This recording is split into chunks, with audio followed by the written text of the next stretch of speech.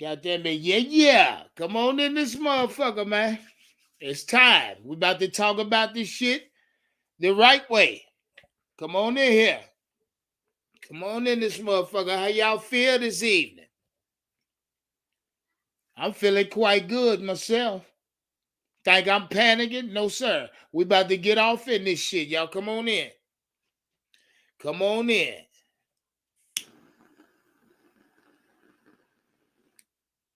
We got a lot to talk about. Got a lot to talk about. You know,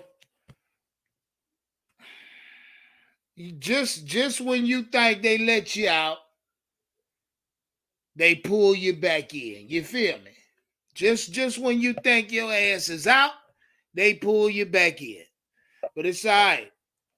Cause normally I ain't finna go live on Monday. You know what I mean? Right after a football game, right after the game Sunday. You know, I leave that for my constituents, for my business partners. I let them jump off in that thing at that particular time. But see, for some reason I was intrigued to go live today.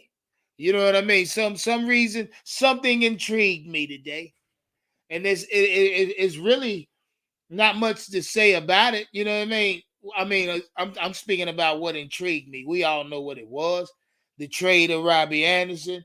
And look, shout out everybody that was in the Discord yesterday who watched that watched the game with us in the live watch party, because we all witnessed this at the same time. And quite frankly, it's been a lot said about what happened on the sideline yesterday. Now this ain't got nothing to do with the actual game right now. We get into the actual game.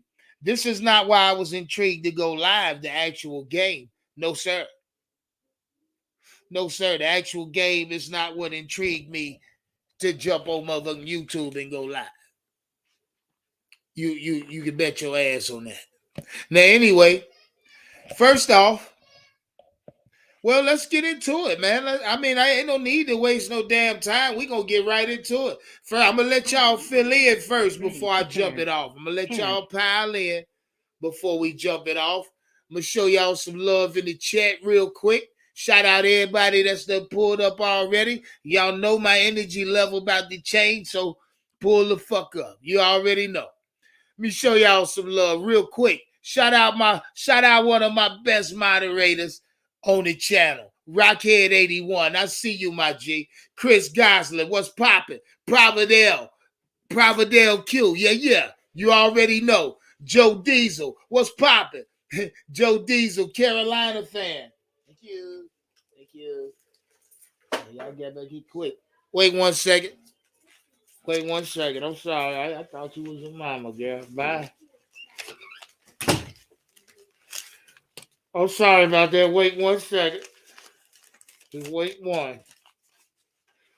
I hate y'all gotta catch that. I gotta put this money together real quick. Y'all chill out. Be quiet, be calm, be cool. Put some money together real quick. That's what a nigga gotta do. Put a couple things together real fast. Won't take long at all. Y'all give me 30 seconds. Now normally I don't play with money on camera, but shit, I could drop camera. I could just drop the camera real fast, you know what I mean? But we ain't gonna do that. Try to put a couple things together. We ain't gonna do that. Give me 1 second. I'm gonna drop camera. I'm trying to put something together. I will continue talking to you all. Anyway, we about to get right into the bullshit. Right into the bullshit. What is the truth behind Robbie Anderson trade? What prompted this? And if you was in the Discord yesterday, we all saw it unfold. We all saw Robbie,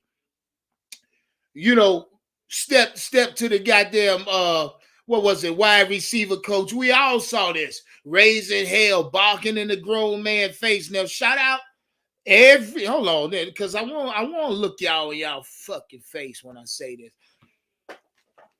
Shout out to every Panther podcast across the fucking spectrum because everybody has something to say. And a lot of y'all said, a lot of y'all had to say about the same thing. A lot of y'all was saying that not Matt Rule, but Steve Wilks. A lot of y'all said Steve Wilks was at fault for this. A lot of y'all said Steve Wilks should have handled himself better.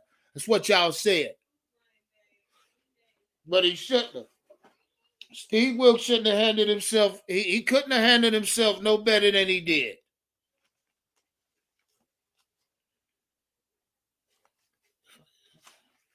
Sorry, I'm done. I'm done now. I'm putting this shit up. Thank y'all for your patience. Thank you for your patience. Anyway, a lot of y'all said Steve Wilks is at fault for this. A lot of y'all said Steve Wilks, being the older man or being the head coach, should have been able to diffuse the situation. This is what a lot of y'all said. Now, this is all aftermath. Now, shout out one of these motherfuckers, one of these podcasters. I ain't say his name, but I'm pretty sure y'all know who the fuck I'm alluding to when I give you the criteria. I'm watching a video from one of these podcasters earlier, just cause I fuck with it. You know what I mean? I fuck with him. Anyway, this motherfucker says out of his mouth, now that Robbie got traded, he said, tear the whole thing down. It's time to burn the whole motherfucking thing up. That's what he said. Now, I'm not going to entertain that fucking talk right there. Shout out to everybody that been, or so-called been coming at Unc back. Been coming at Unc back like y'all thought it was going to break it. Either way, shout out to everybody coming at my motherfucking back, telling me I need not spread optimism. Or telling me I need not spread hope. But hold on, let me clarify a few things. Now, first off, when I tell you that we gonna win Sunday, we fucking Tampa Bay coming in the house now. I done said it a couple times already today. When I say to you, we gonna beat the dog shit out of Tampa Bay. This is coming out of my mouth. When I say this, I don't expect you motherfuckers to go out here, shout out certain people who said they bet money off of what I say. Let me tell you something. I don't expect you motherfuckers to feel as if Tampa Bay gonna come in here and get their ass beat. No, I don't speak for you. What I'm saying is this. Now, if I'm able to sway your opinion, then my job is done. If I'm able to fuck it, cause you to bet $1,000 on the Panthers versus the Rams, then I did my job well. You understand me? Look, if a motherfucker get on this internet or on social media and spew all kind of shit, and if he's spewing these things through your mobile device, through your fucking TV or your laptop, whatever the case may be, and you can't feel that particular person. I mean, if you feel me magnifying through your motherfucking lens right now, then my job is done. I'm doing what I came to do. Now, so I say that to say this. Tampa Bay gonna get their ass beat in Charlotte come Sunday. You know why? Because I'm going to fucking buy me a ticket today, and I'm going to pull up in that bitch Sunday. We don't lose when I'm in the building. And I'm going to just leave that there. But let's get back to the topic at hand. See, I got carried away. I get carried away sometimes. But I don't, like I say, I don't expect you. I don't expect her to say, shit, don't say we're going to win 10 games. I'm going to bet money on 10 games. What I expect from you is to say, oh, shit. That nigga Unc keeps saying he gonna stand on 10 games. So what I expect from you is to stand on what the fuck you say or stand on what the fuck she said. Either way, it don't matter. If you feel it, if you say it, you stand on it. That's my principle. That's a moral I live by. So therefore, when I say to you, we going 10-7, or just the other day, motherfuckers asked me, oh, you still standing on that 10 win? You goddamn right I am. I don't see 7 losses, nigga. Fuck are we talking about? You're gonna get me clear one way or another. You're gonna understand who the fuck I am one way or another.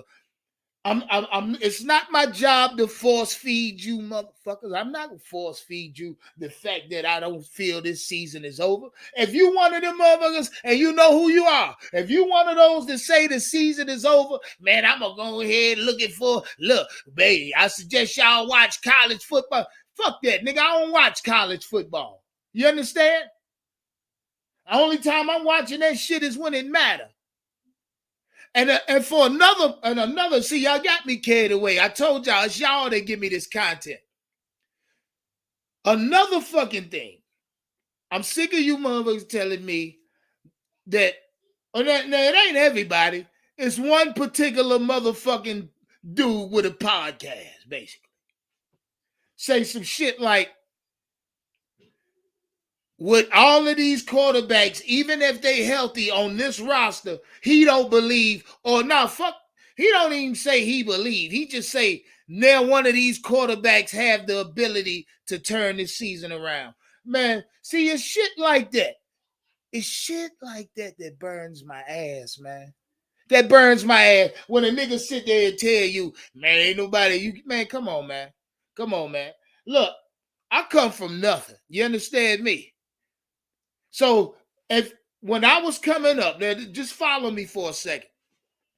In elementary, when I was an 8-year-old, 6, 7, 8-year-old little nigga running around, first grade, second grade, third grade. Look, they used to have a program called DARE come around, DARE, drug awareness. Y'all know what this is. Old heads, y'all know. But when they came around in the schools, the inner cities in the schools, my elementary, they made sure to pull little dudes like me to the front of the class to make sure we saw these things and heard these things. But what they preached to us when I was coming up is that 90% of the little niggas I was in, the generation I was in, they said 90% of us would be dead or in fucking jail. Now, lo and behold, the statistic was right. It was fucking right now. Now, when they told us that when we was little dudes coming up, 18, 19, 20, 21, that shit, hey, by the time they told us, by the time 90% of y'all gonna be dead or in jail by the time y'all 21. This is what they preach to us. And I ain't talking about I'm talking about teachers, principals, politicians, everybody. This was the word around inner city youth. You understand me? Demographically, this is what we were taught. Goddamn it. Now, what I say that to say this.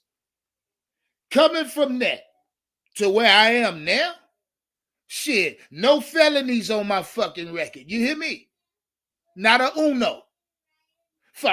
Only jail time I done was about 14, 15 hours. That's because I was out this bitch bullshit, fuck around and wreck the car, total loss, and I ain't had no fucking L's or ID on me. I had to wait on a motherfucker come ID me. That's the only time a nigga done time in his life, and that ain't even time. To me, that was time, 14 hours.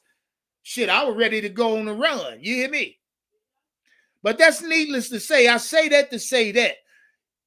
Regardless of what they say you are, you're going, or you can be what you say you're going to be. So if my job or what I say to you affects you to the point to where you say, hey, that shit ought to be talking about, that shit resonate with me. I mean, I can go to sleep on what Unc say. I can wake up on what Unc say. Then that particularly means you are who the fuck you say you are. You understand me? But let's move on. Hey, I mean, you need to sidetrack me a little bit, and I get tired of that because all of that reverts me back to the Carolina Panthers when I told you motherfuckers right before last game that I believe Steve Wilks will galvanize these troops, and a couple of you niggas tried to call me on that. I'll say Steve Wilks gonna galvanize the troops. You goddamn right, I said that, nigga.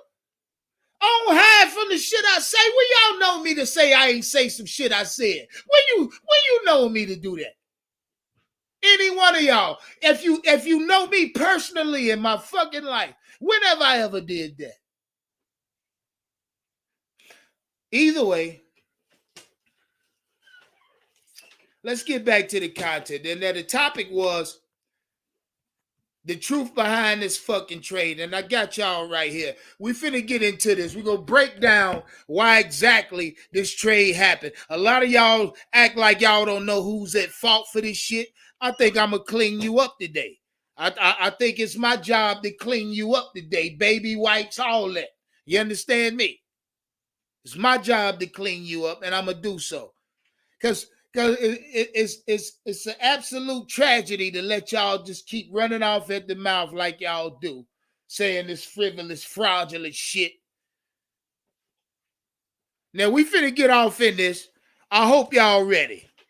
It's not a fucking game. I hope y'all ready. We finna get off in this shit, and I'm not gonna play with you. Because a lot of y'all niggas just let this shit slide and don't really get into it. You know what I mean? So I'm going to definitely get into this. You understand? So with that being said, let's get into it. Why did the trade happen? Here's Steve Wilks' press conference. For everybody who hadn't heard, let's walk through this. Let's analyze. Pay attention. So again, I'm never looking at it about being pay me. Attention to it's this. About the team. Hey, Dr. Robbie, he got in an argument in the first half, it looks like, with Coach Daly, and then it seemed to carry over. He wasn't hanging out with the rest of the offense. Can you explain exactly? Well, I'm going to say this, is that no one is bigger than the team, and I'm not going to focus and put a lot of tension on one individual. We can talk about the game. We can talk about situations within the game. We can talk about the things we're going to do moving forward, but I'm not putting a lot of energy into one individual.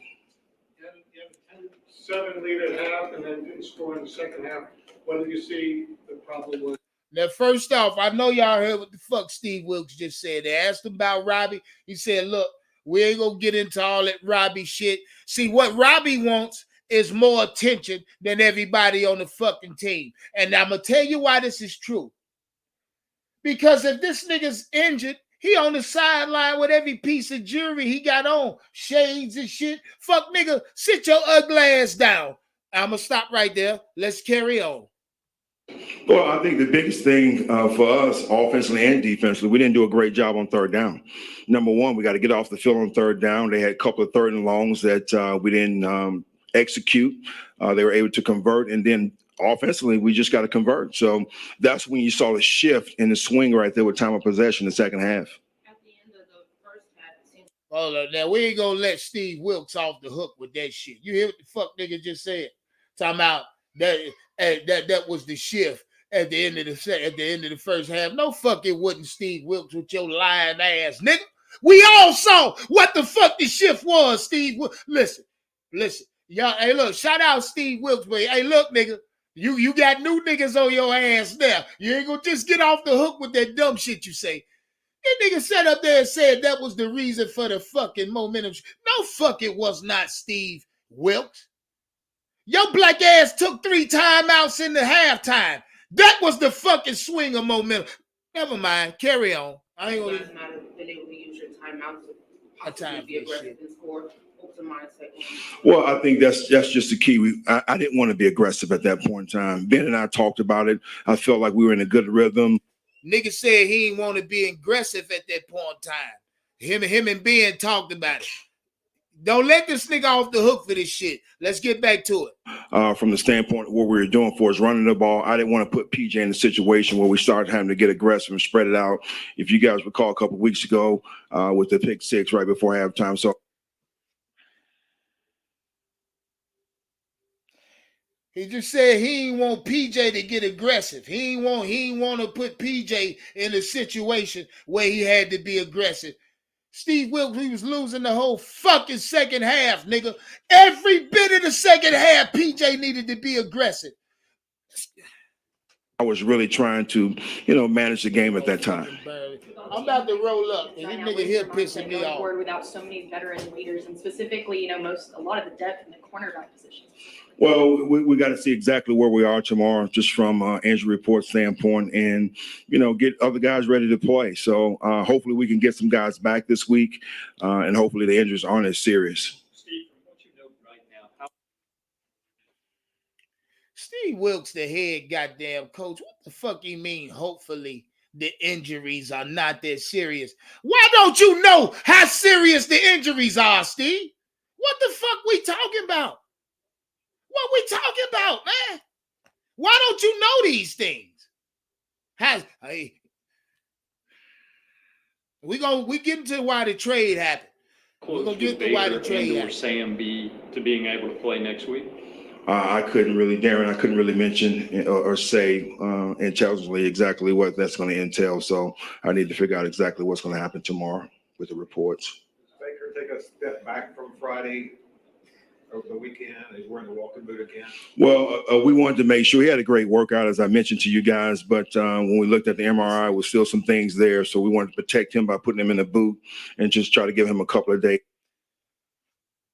Already mismanaging injuries. I just want y'all to point that. I just wanted to point that out to y'all. This organization is mismanaging players' health. I just want y'all to know that. I'm saying that, and allegedly they mismanaging players' health, but I'm saying they are. Let's carry on. Off his ankle. There was a report that there was some ligament damage. Can you confirm that? The MRI still shows some damage. Yes, it did. That's tough a situation for a young quarterback like you had today to go up against a Super Bowl team. I thought he handled it well. Again, we were trying to help him in the things that we were trying to do for us, just trying to manage the game. This nigga just said he thought PJ handled the game well. That's what he just said. He just said that. Y'all heard him say that shit? He just said that. Shout out everybody in the chat. Step on that goddamn like button. You enjoying the content. You know what to do. Subscribe to the channel if you new. You understand? Show me love, baby. Do me one. Go ahead. We back to it. I will drop the link momentarily. We here for a couple hours tonight. Establish the line of scrimmage, run the ball, going back again to not trying to be too aggressive until we had to, which when the game somewhat got out of hand, we had to open it up a little bit. Why don't you own commercial real estate? YouTube got commercials in it. Why don't you own commercial property? We back. Lavazza Classico. We back. For over don't 4 worry generations, about it. You the know Lavazza YouTube family got has perfected the Italian art. Don't play Trying to be too aggressive until we had to, which when the game somewhat got out of hand, we had to open it up a little bit. Steve, just focusing on the future. Do you still envision Robbie being a part of this team offense? Well, right now, everybody's been evaluated as well as myself. So we got to figure out what's going to be the right chemistry to put out on the field, offensively, defensively, and most importantly, as coach. This is pre-trade. I want y'all to know. This is Steve Wilks pre-trade interview right after the game. If y'all didn't catch this, we breaking down why the trade happened. We got to come up with the right game plan. What was your message to the guys in the locker room after the game? I commend the guys, number one, for being men. I thought they did a tremendous job dealing with the circumstances this week. I thought we had a great week of practice. We just didn't get the results that we wanted today. Looking for those guys to challenge themselves again. Come out this week ready to go. Division opponent coming to town. And we got a lot of football left. And that's what I told them. Yeah, we do, Steve. Yeah, we do. Talk that shit, Will. Well, I think, number one, our identity, which we somewhat established a little bit today on the offensive side of the ball. Yes, we got to be able to run the ball. Yes, we got to be able to shorten the game a little bit, control the clock. And then defensively right here, we just got to find a way to get off the field on third down and create a little bit more pressure on the quarterback. Stop right there. Y'all hear what he just said. Defensively, they got to find a way to create a little more pressure. Look, if you don't know how to create more pressure by now, Steve Wilks, you ain't going to know how all season long, nigga. Let's carry on. Get other players involved in the offense. I think Christian had like 160 or 205 yards. Yeah. Well, I think we can. We just got to look at it as coaches. Again, based off what we wanted to do in establishing the run game, try to get out on the perimeter a little bit with the screens. I thought we had several looks. At times we executed, at times we didn't. So we just got to figure out each week what the opponent is trying to do. And once again, put the guys in the best position to be successful. Steve, you said you don't want to put too much energy into one person. How are you going to allocate your energy between now and when we talk to you in like 16 hours? Well, number one, we're going to evaluate the tape. We got a long flight going back. All right. So we'll look at the tape and figure out exactly what we did well. Look at the things we need. Y'all hear what he just said? They got a long flight going back. We breaking down why the trade happened. He said, and listen, we got a long flight going back to Carolina. Pay attention. To correct. We're pushing meetings back tomorrow since we're getting in so late. And then once we get in there, we're going to just challenge the guys to get better. What did you feel like you guys really did well then? He said, soon as we land, we pushing the meetings back. That's what he said. Steve Wilks already knew that nigga was traded immediately after the game. Something happened in the locker room. We're going to get to the bottom of it. Pay attention. I think the first half, initially, we did a great job once again establishing the identity of what we wanted to do, which was run the football. So I commend the guys up front. I thought, that was our plan all week. And I felt like we executed that. Defensively, we stopped the run early. We just got to find a way to get off the field on third down. Yeah, third down, but I think the first two series you stopped them, the first two opportunities, and then boom, it just went downhill from there. Yeah, we created a few negative plays on first and second down. We got them in the third and long. And when you get guys in third and long, excuse me, third and 12, third and 14. Steve will sound like he was yelling and crying, don't he?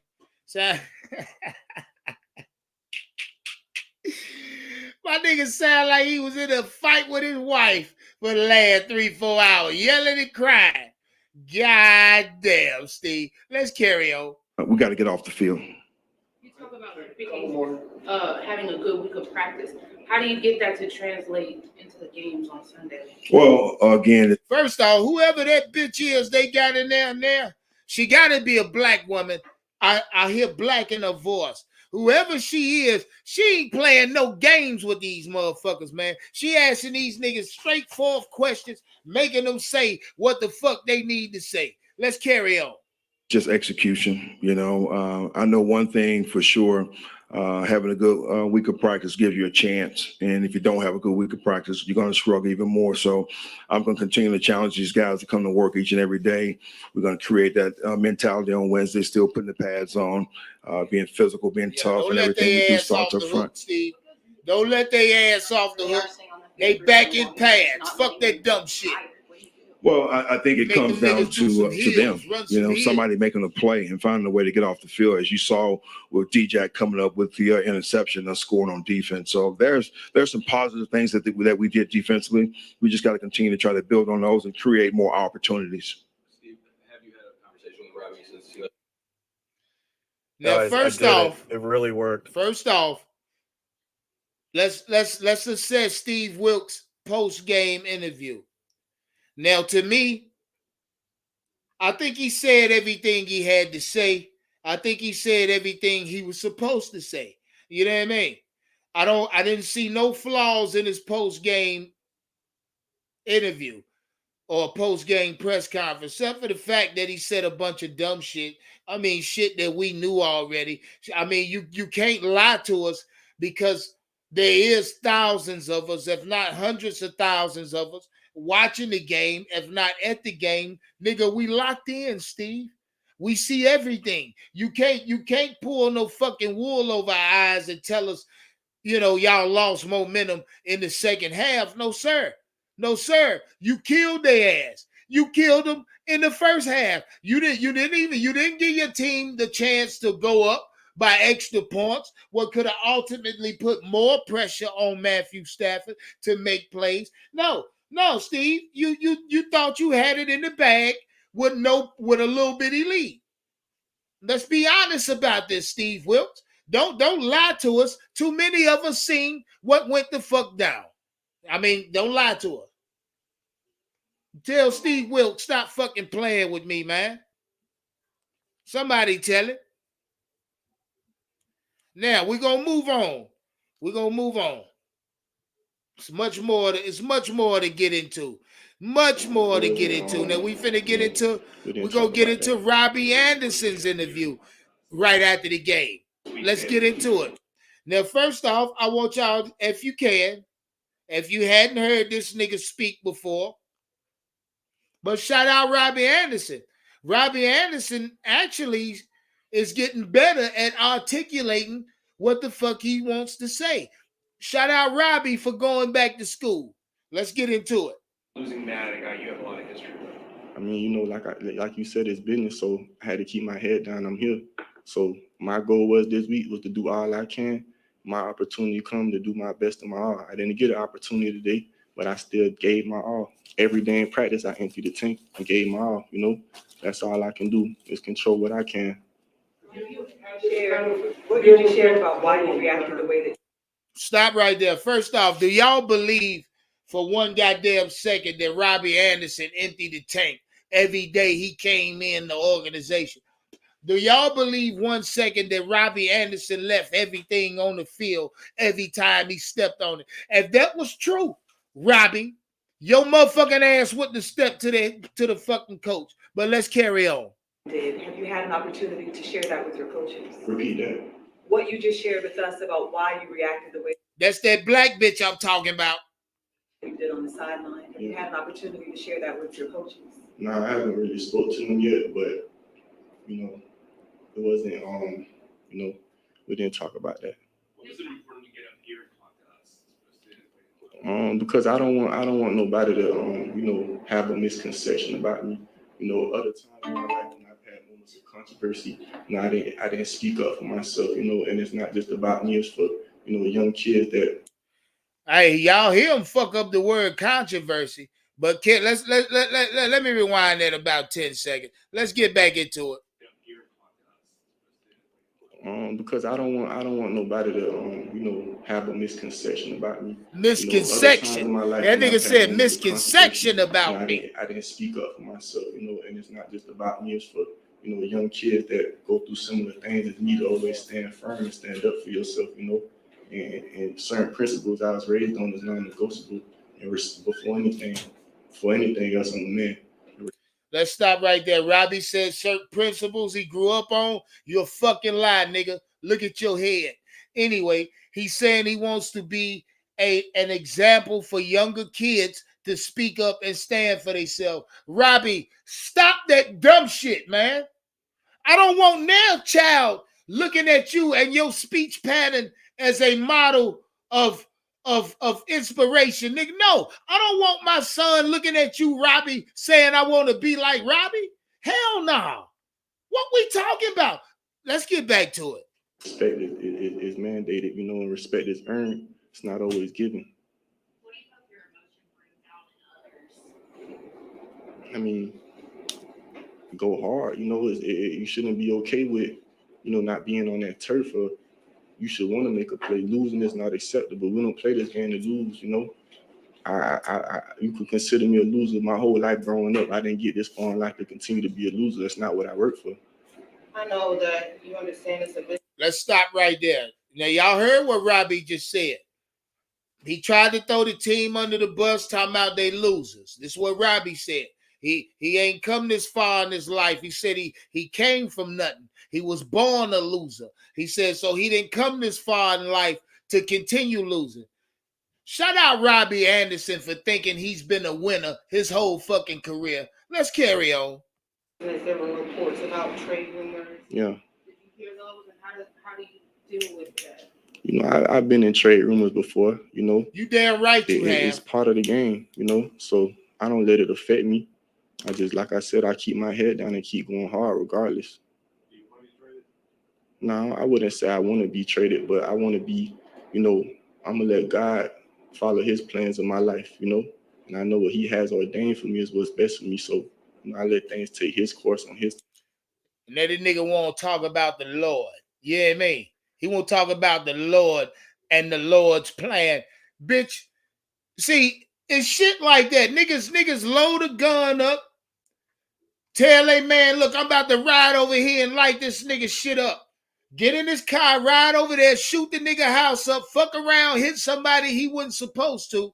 But now he want to say he want to talk about the Lord or talk about the path that God has for him after that.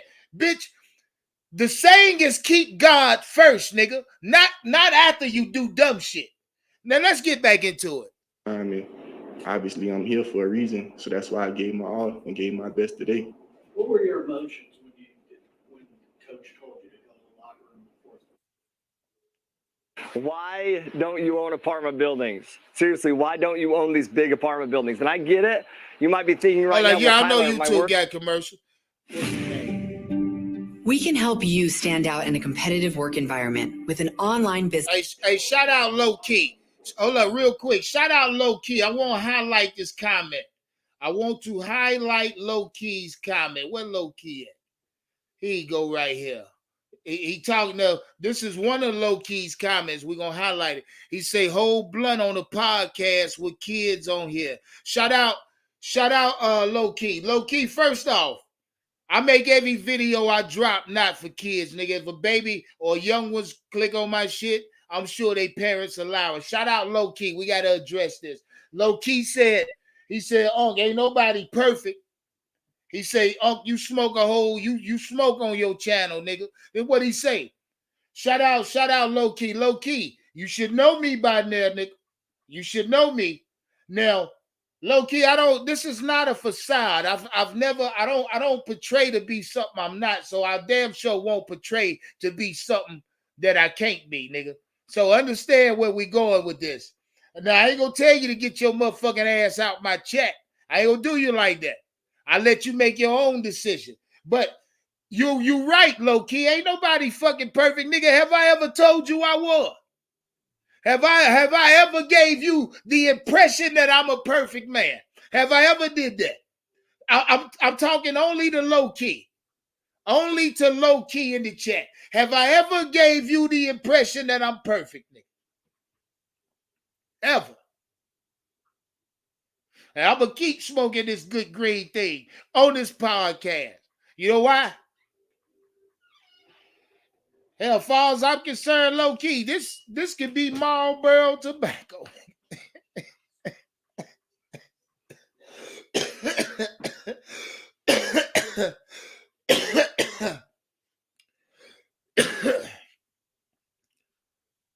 Yeah, but shout out Low Key. Low Key, I love you to death, my G. No bullshit. I appreciate you for conveying your thoughts. But other than that, nigga, no, I ain't perfect. I don't expect Robbie Anderson to be perfect. No, I don't expect Robbie to be perfect. He can't be. That nigga can't be perfect.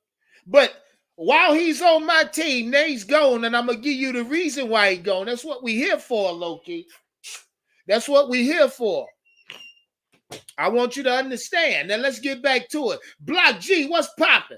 He say, God damn it, Block G. Let's get back to the content. Shout out my nigga Low Key. Now back to it. Low Key almost sidetracked me a little bit. Just a little bit. But I ain't Low Key, we back to it. Low Key must like Robbie Anderson. I was confused, honestly. You know, I was honestly confused because I want to be in the game. You know, I've never been told in X amount of years to get out the game in the fourth quarter. You know, so I was honestly confused and, you know, upset by it as I. Stop right there. Now, by Steve Wilks' account, the wide receiver coach, the offensive coordinator, called a play on third down in the second half. It's a third down play that didn't have Robbie in the package, right? This is what happened. Robbie felt slighted because he wasn't in a particular package. Let's carry on. First off, Robbie, you ain't no fucking number one wide receiver, my G. You ain't breaking no fucking records. You ain't setting no records. You ain't got. So if a head coach got your stinking ass on the sideline for that particular play, shut your goddamn mouth and sit on the sideline, Robbie. Let's carry on. Try that shit in Arizona. You're going to be out by the end of next season. Let's go on. Should be, you know. I don't see nobody that's a true competitor, you know, that knows the value they bring and has true passion towards the game that'll be okay with being told not to do something or being taken. Y'all do remember Robbie Anderson just at the beginning of this season talking about how he ain't want to be on this fucking team, how he wanted to be traded, how any quarterback there was. Y'all remember the shit Robbie was talking? Again, resort back to this nigga talking about the Lord now, nigga. Keep the Lord first. You ain't got to ask for him after the fact. You know what I mean? Let's move on. Out of something when they didn't do nothing wrong. Is this your idea to come in here today, or did the coach ask you to? The coach? Nah. Is this your idea to come? Yeah, I make my own. Yeah, we addressed it. Amongst me, Scott, and I decided that this would be the best decision I feel is best for me. Yeah, you hear what they just asked him? Who cleared you to talk to us tonight, nigga? Who cleared you? Robbie said it was my decision. You got damn right it was. That your motherfucking ass knew you was traded for you got on the plane. That's why Steve Wilks said it's gonna be a long plane ride home. That's what Steve Wilks told y'all. Robbie just told y'all too that they didn't tell him to go out there and talk to these motherfuckers. Robbie chose to do that on his own because he felt that was the best thing for him to do so he can speak his piece. Let's carry on. So appreciate y'all. Thank you. I mean, what happened on the field? It seemed like something in the first half and then again in the second. Yeah, my job is, and I'm here to do all I can to help us win. It's third down. I'm being taken out the game. I don't think I should be okay with that. You know what I'm saying? So I made a comment. Yes, you should, Robbie. If you are what you say you are, the ultimate team player, the ultimate competitor, if the package don't call for you, nigga, you ain't on the field. Fuck we talking. See, y'all gotta stop letting these niggas off the hook with the shit they say. Let's move on. It's money down. Why am I being taken out? And that's that. Why do you think you were taken out? I have no idea, But one thing I do, and I always stand on and continue to do is I give my all in everything that I do with this game. I don't play this game for money. I don't play this game for fame.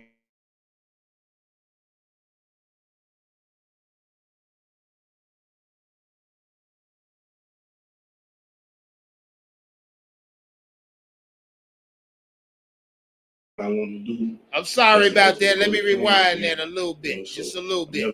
I have no idea, But one thing I do, and I always stand on and continue to do is I give my all in everything that I do with this game. I don't play this game for money. I don't play this game for fame, things like that. I play this game because I love the game of football. You know what I'm saying? Robbie said he don't play this game for fame. He play it because he love the game of football. This nigga stand there contradicting himself, period. Because if you didn't play the game for fame, Robbie, let's just start right there. First off, if you didn't play for fame, bitch, you wouldn't have got in the goddamn wide receiver coach because it was your ego that put you there. Your ego was driven by your want for fame, nigga. Stop playing with me. Stop playing with me, nigga. Let's carry on. Regardless of what's been going on the past week, I always keep my head down and keep working, So all I want to do is help us win the Super Bowl. And that's all I want to do. That's my ultimate goal of playing this game, So I'm never going to belittle myself from that aspect or let my character be diminished and be misunderstood.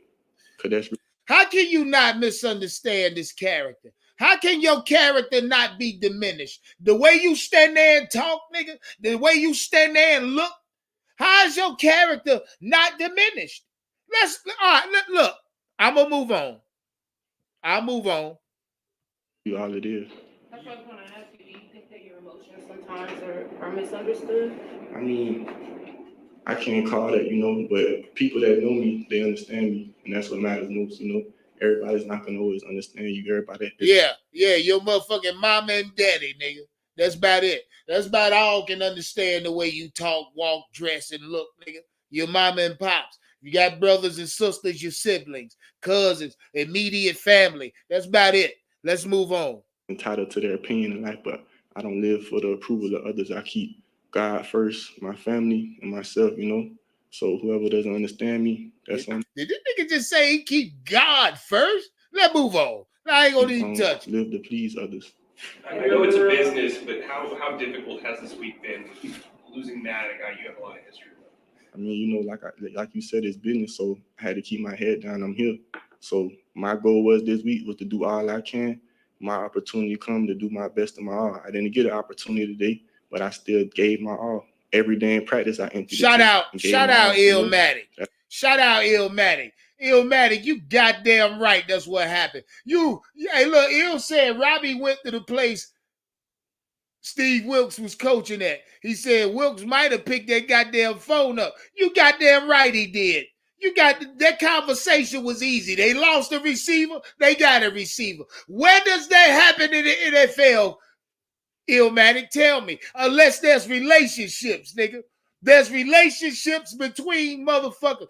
Look, these niggas lost their receiver just yesterday. Same time we was playing. How the fuck y'all got one before we land today? Or land last night for that matter. Shout out Illmatic. We'll move on. All I can do is control what I can. What you just shared about why you reacted the way that you did, have you had an opportunity to share that with your coaches? Repeat that. What you just shared with us about why you reacted the way that you did on the sideline, have you had an opportunity to share that with your coaches? No, I haven't really spoke to them yet, but, you know, it wasn't, you know, we didn't talk about that. So, by Robbie's account, he didn't speak to Steve Wilks, nobody. After the shit, after they sent him to the sideline, by his account, he didn't talk to nobody. That's not true. Let's move on. Because I don't want nobody to you know, have a misconception about me. You know, other times in my life when I've had moments of controversy, you know, I didn't speak up for myself, you know, and it's not just about me, it's for, you know, young kids that go through similar things as me to always stand firm and stand up for yourself, you know. And certain principles I was raised on is non-negotiable. And before anything else, I'm a man. Respect is mandated, you know, and respect is earned. It's not always given. Let's stop right there. Man to man, I'm talking to all the men in the chat right fucking now. Robbie Anderson said respect is earned, it ain't given. It's a mandate. It's a fucking must for him, right? That's what he just said. Every man in the chat. Robbie stepped to you like he stepped to that assistant coach the other day, the wide receiver coach. Is that respect or disrespect? In the chat, let me know right now. Let me know right now. In the chat, disrespect or respect the way Robbie stepped to that man, regardless of what's said. I want to know from every man in the chat. Shout out Donna B. I see you.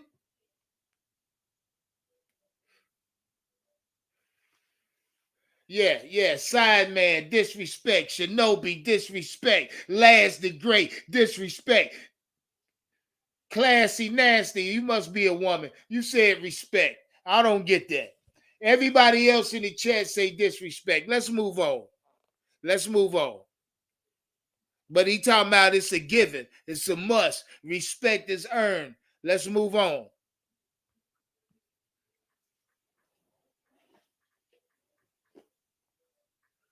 It's not always given. God damn it. Older shelter dogs face a far longer road to adoption. 1 second. Uno más. We're right back. What do you hope your emotion brings out in others? I mean, go hard. You know, you shouldn't be okay with, you know, not being on that turf. Or you should want to make a play. Losing is not acceptable. We don't play this game to lose, you know. You could consider me a loser my whole life growing up. I didn't get this far in life to continue to be a loser. That's not what I work for. I know that you understand it's a business. There were reports about trade rumors. Yeah. Did you hear those, and how do you deal with that? You know, I've been in trade rumors before. You know, it's part of the game. You know, Yeah, so nigga, I know I don't you let have. it affect me. I just, like I said, have. I keep my head down and keep going hard regardless. No, I wouldn't say I want to be traded, but I want to be, you know, I'm going to let God follow his plans in my life, you know, and I know what he has ordained for me is what's best for me. So, you know, I let things take his course on his time, and obviously I'm here for a reason. So that's why I gave my all and gave my best today. What were your emotions when Coach told you to go to the locker room in the fourth quarter? Was it more anger or disappointment? I was confused, honestly. You know, I was honestly confused. Did Robbie look confused when Wilks said, "Bitch, take your ass in that locker room"? Did he look confused? Did he look confused? I just want to know. Shout out my nigga Jam. Jam pulled up in the background. He done fell off. Jam, pull back up. I see you, Jam. That nigga was not confused. The nigga was not confused at all. Hold on, let me let my nigga Jam in the jump off.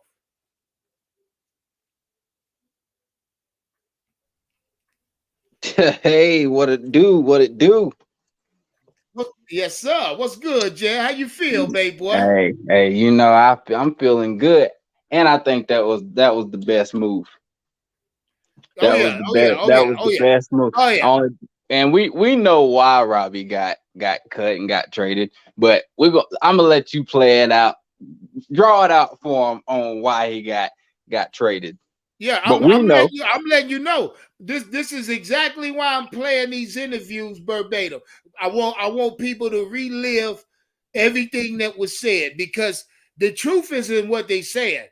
You understand me? I told y'all, if you go back to the game before the cameras start catching this shit.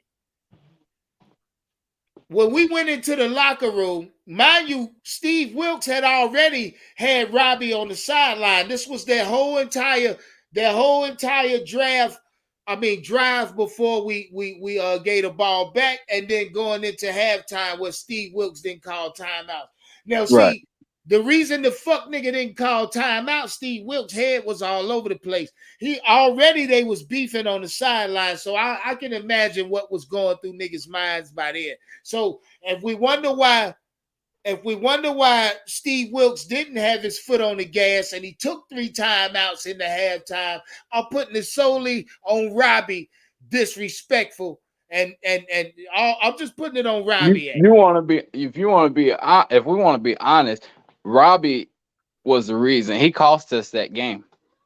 His demeanor cost us that game. It killed everything, bro. Yep. It killed everything, Jam. Look, it was times the camera caught Robbie motherfucking Anderson sitting about 12 feet from the entire offense. As if he was running, as if he running shit, Jam.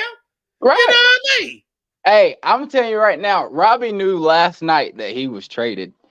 He knew it didn't wait until they dropped, until they landed. He knew last night that interview that he gave was an interview that was basically him trying to big himself up for other teams. That wasn't for Carolina. Notice how that was Robbie Anderson's longest interview Robbie Anderson's ever done in Carolina. That's a fact. Hey, look. I don't like what I saw. Hey, look, go back and look at everything. Go back, if y'all need to, go back and look at everything. I got Steve Wilks' interview for the day too, and I'm real prompted to play that for y'all too, because he goes a little more into what happened. So let's get off into Steve Wilks' interview today. That's what we gonna do. Phone charging slowly. I want y'all to follow this, and we're gonna break this down. We're gonna break his interview down, Jam. Let's get into it. We analyze today. Wished him well, and he's excited about his new opportunity, and I'm sure he's going to go out there and do well. And with that, I'll take your questions in regard. Shout out Illmatic. Illmatic, you hear what Steve Wilks just said? Let's start that over. Illmatic, listen. Good afternoon. I'm sure you guys have heard already about the trade with Robbie Anderson. We traded him to the Arizona Cardinals. I spoke with Robbie today. Had a good conversation with him. Wished him well, and he's excited about his new opportunity, and I'm sure he's going to go out there and do well. And with that, I'll take your questions in regards to. I don't believe Robbie gonna do well in Arizona. Listen, and Robbie ain't happy either. I look when it came out that he got traded, I went to Robbie Anderson's Instagram because he's been heavy on Instagram today. He had it playing on Sports Center, had his camera on Sports Center, and then had the cold face, like dang, that's cold. Basically, like y'all just gonna trade me like that. So how's he happy? That nigga knew he was getting traded, man. Yeah. I don't care if he happy or not, Jam. No bullshit. Are you? Robbie ain't really contribute to this team in the way we thought he would. So let's carry on, Jam. Let's finish breaking this shit down. The game. And then shout out to Kid Folk for that super chat. Kid Folk say the Raiders are after JC Horn. Nah, don't say no shit like that. Please don't say no. Please don't say no shit like that, Kid Folk. We ain't let JC go. Heck no. Oh man. Let's get back into it. I don't want to really allude to anything beyond that. Once again, I wished him well. He's excited about his opportunity, and I know he's going to go out there and do a great job. You mentioned something after a game yesterday about chemistry being important. Are there times when you have a player, in this case Robbie, where you got to make a move, or you and Scott do, for the betterment of the team? As I stated the other day, I don't think anyone is bigger than the program. Anyone is bigger than Stop right there. I was gonna say, can you stop that right there? Yeah. See, that's exactly what I was just alluding to. This bitch sitting 10, 12 feet from the team like he bigger than the team. See, it's coming out. Y'all, I told y'all, Robbie on the sideline with diamonds on and shit like he a fucking star for real. Come on, man. Y'all gotta cut that shit out. He already said it on I Am Athlete or whatever podcast he was on, that it's already a win for him because he was just trying to get out the streets. Robbie don't take this game serious. Yeah, but stand there and lie to you. Shout out Choppy 71. Let's get back to it. Go ahead, Jam. Talk to it. All yesterday. What if y'all could just go back and just rewatch yesterday's game? Robbie wasn't setting no blocks for CMC. Robbie, he was giving up on his plays. So how you do it for the game?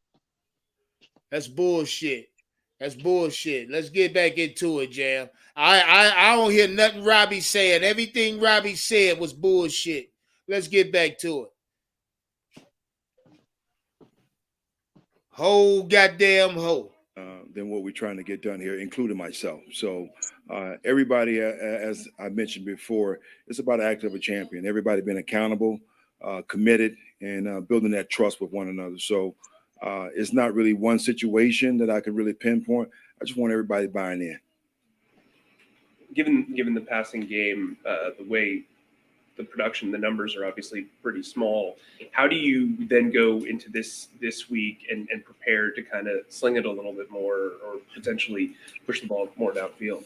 I think every week is different based off who you're playing and what they've shown you on tape. So we're going to take advantage of every opportunity to be able to push the ball down the field. We're going to take advantage of every opportunity, every look that we have to be able to run. Let's stop right there, Jam. Now they asked this motherfucker how is he planning to push the ball downfield, Jam? I don't see Wilks talking about, didn't he just hit us with a whole bunch of intricate bullshit? Talking about how he gonna look after what I saw yesterday. I don't believe we have a passing attack at all. We don't. We don't. I'm telling you. Wilks he don't believe in PJ. If everybody wants to know why we didn't throw it down the field, why he didn't call the 3 timeouts, he didn't call the 3. The reason why he didn't want PJ to be aggressive because he knows that PJ was going to throw a pick. It ain't because he didn't want to throw a pick. He just knew that PJ was going to throw a pick. When PJ gets excited, that's what he does. Yeah, he throws interception. Goddamn lip get in his face, bro. Right. Let's move on, James.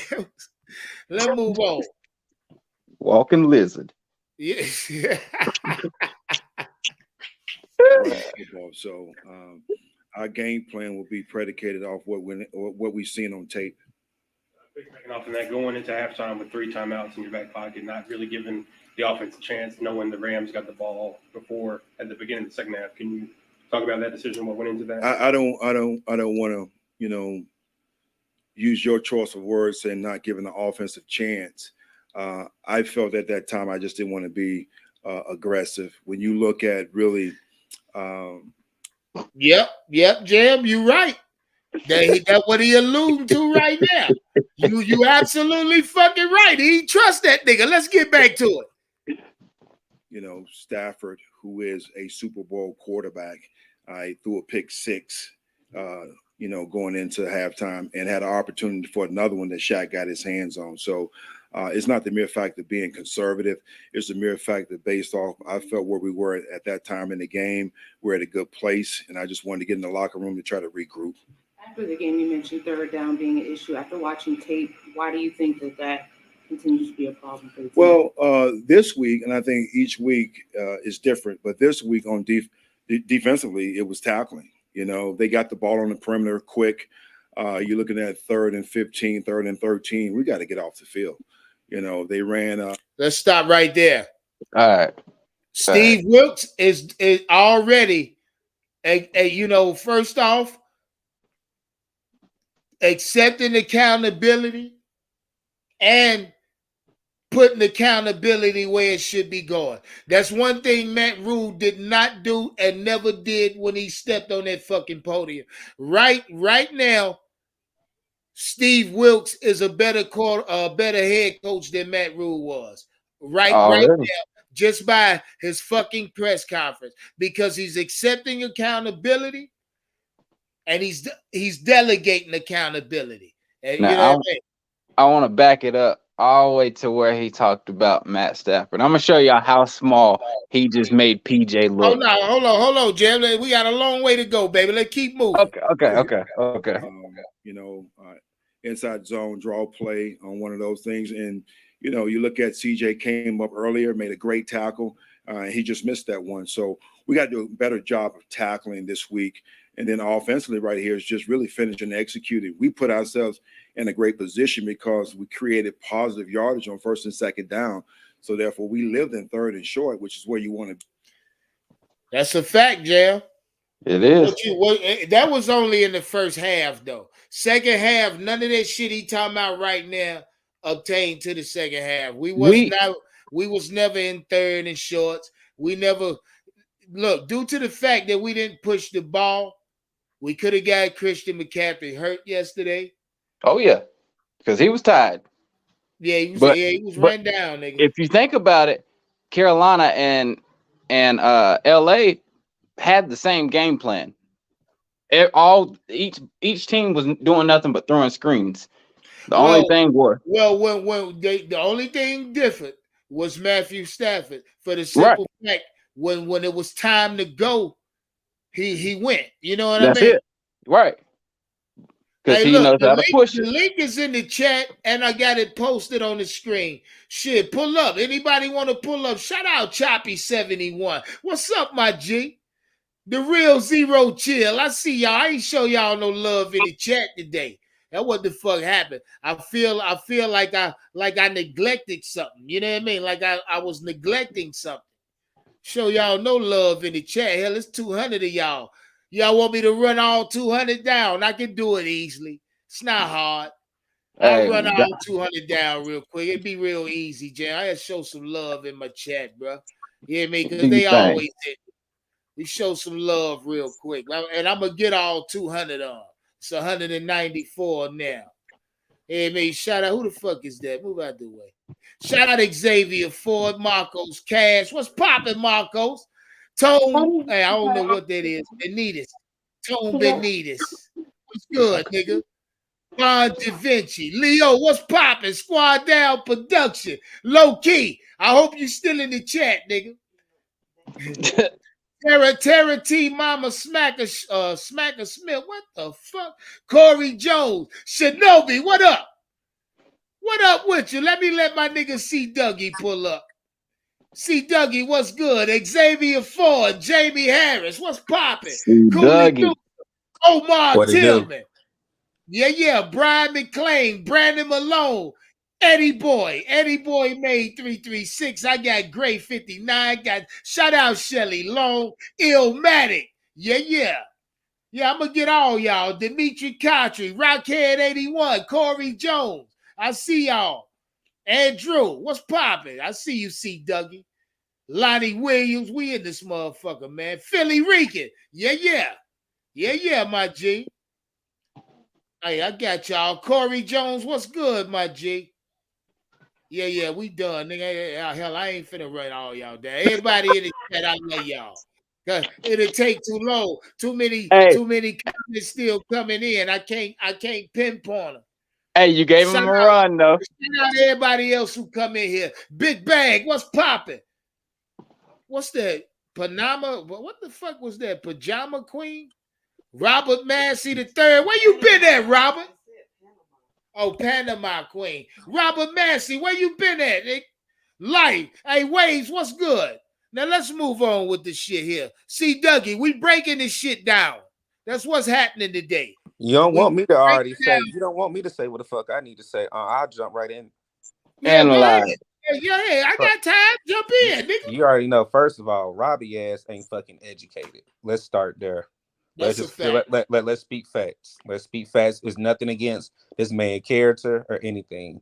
Robbie is straight from the streets of Miami. Yeah. So for him to get the education that he got when he went shout to out Supernova and Yanellis. Nah, I ain't give up yet, Supernova more. I'm gonna make sure I get every one of y'all coming through now. Shit, no bullshit. Go ahead, C. Dougie. We gotta really look at how this nigga really don't know right from wrong. What he did, like I said, I don't know if y'all actually seen this man balled his fists up. It was really about to steal off on the goddamn coach. Oh, I wish he would have. That nigga would have been out the league had he done this shit. Gone. So he would have turned them jets on. He wouldn't have been playing nowhere had he done that shit. I really want to know if that nigga was even on the plane when we came back home. Wow. Yo. Nah, he was because Steve. I follow him on IG. I want to know, did they tell his ass to get a private or he actually brought on the team flight? He was on there and Steve, but I guarantee you he was sitting next to Steve Wilks. Well, I'm gonna say this, fellas. When a team makes a trade for a player, he only got 24 hours to report. So I don't think Robbie might have stayed out west, B. He might have stayed out west. Nah, he at the house. I just want to know, did he actually get on the flight or he took his own personal flight? Robbie made it back home. Yeah, because he was sitting in his living room. Damn. Yeah. And then did you see how he posted whenever he got traded? Like that nigga was happy that he got traded. Yeah, he been on IG all day. Talking cash shit and then throwing puns and all that. Oh, word. See, that's their problem. That's their problem, man. That's their problem. I'm out of I'm glad that nigga gone. Shout out Donna P. She say he passed out of Carolina or something like that he put on there. Or something. Yeah, he's been going hard all day.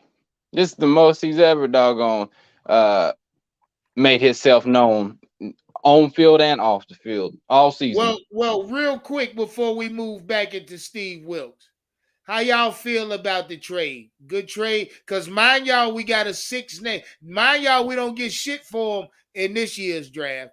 It's undisclosed. Everything for Robbie gonna hit next year. We get a 6 and a 7. They disclosed it. That's the only thing I gotta say. You know why? Yeah, why? I got the shit right here. It's 2024. 2024. Yeah, 2024. You know, not this draft coming up. That's next year draft. But think about it. But when we let players go, we don't never get shit back. So we gotta look at it as a good and a bad. Yeah. Well, no, I'm gonna tell you why this. Even if most time we let players just walk. We could. This was a good. Well, let me hear you, Jam. Because on one side, like you said, Robbie Anderson was playing diva and wanted the ball all to himself, blah blah blah, which was taking catches away from DJ Moore. I honestly think DJ Moore and Robbie probably had a falling out. Is the reason why DJ Moore ain't being amped up like DJ Moore usually is. I mean, another reason. Jam. I keep thinking back to where when Robbie was sitting on that goddamn the Yeti cooler. Yeah. He wasn't interacting with nobody. Everybody looked like they wasn't fucking with him. Right. Christian McCaffrey, nobody was fucking with him. Everybody else was sitting together. The whole offense turned their back on his ass. And another reason why is because that one game that Chenault showed is what really pushed Robbie out the door. Why keep you when we know we got somebody else like DJ Moore? Chenault's going to be a yak receiver, just like DJ Moore. DJ Moore is a yak receiver, yards after the catch. They're physical. Robbie Anderson just has speed, but he don't have the same speed that he had when he entered the league. So what are you good for? Absolutely nothing. Hey.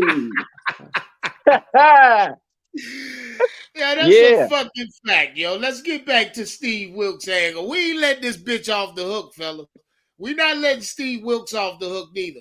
Yeah, man. Nope. As far as I'm concerned, he's a better head coach already. Let's get back to Steve Wilks. Well, only thing I gotta say is Steve Wilks is Steven off of Django, though. Nothing. Cut that shit out. Cut that shit out. No, sir. Hey, Steve Wilks is watching. Let's carry on. He's smart. You just got to execute everything. You know about who's going to be available to play quarterback this week and which way you're leaning right now? Well, right now we don't know anything, Darren, until we get the injury report tomorrow. So I'm gonna hold my thoughts in regards to that until I actually know, because I want to be able to give you guys an intelligent answer. Let's start. Y'all hear what they just asked him? About the injury report, right? Yeah, no, they asked him who was starting at quarterback. He almost gave the answer away. He wanted to give the answer away. He said, this is what he Sam. said. He said, hey, who said that? I did. That? Sam.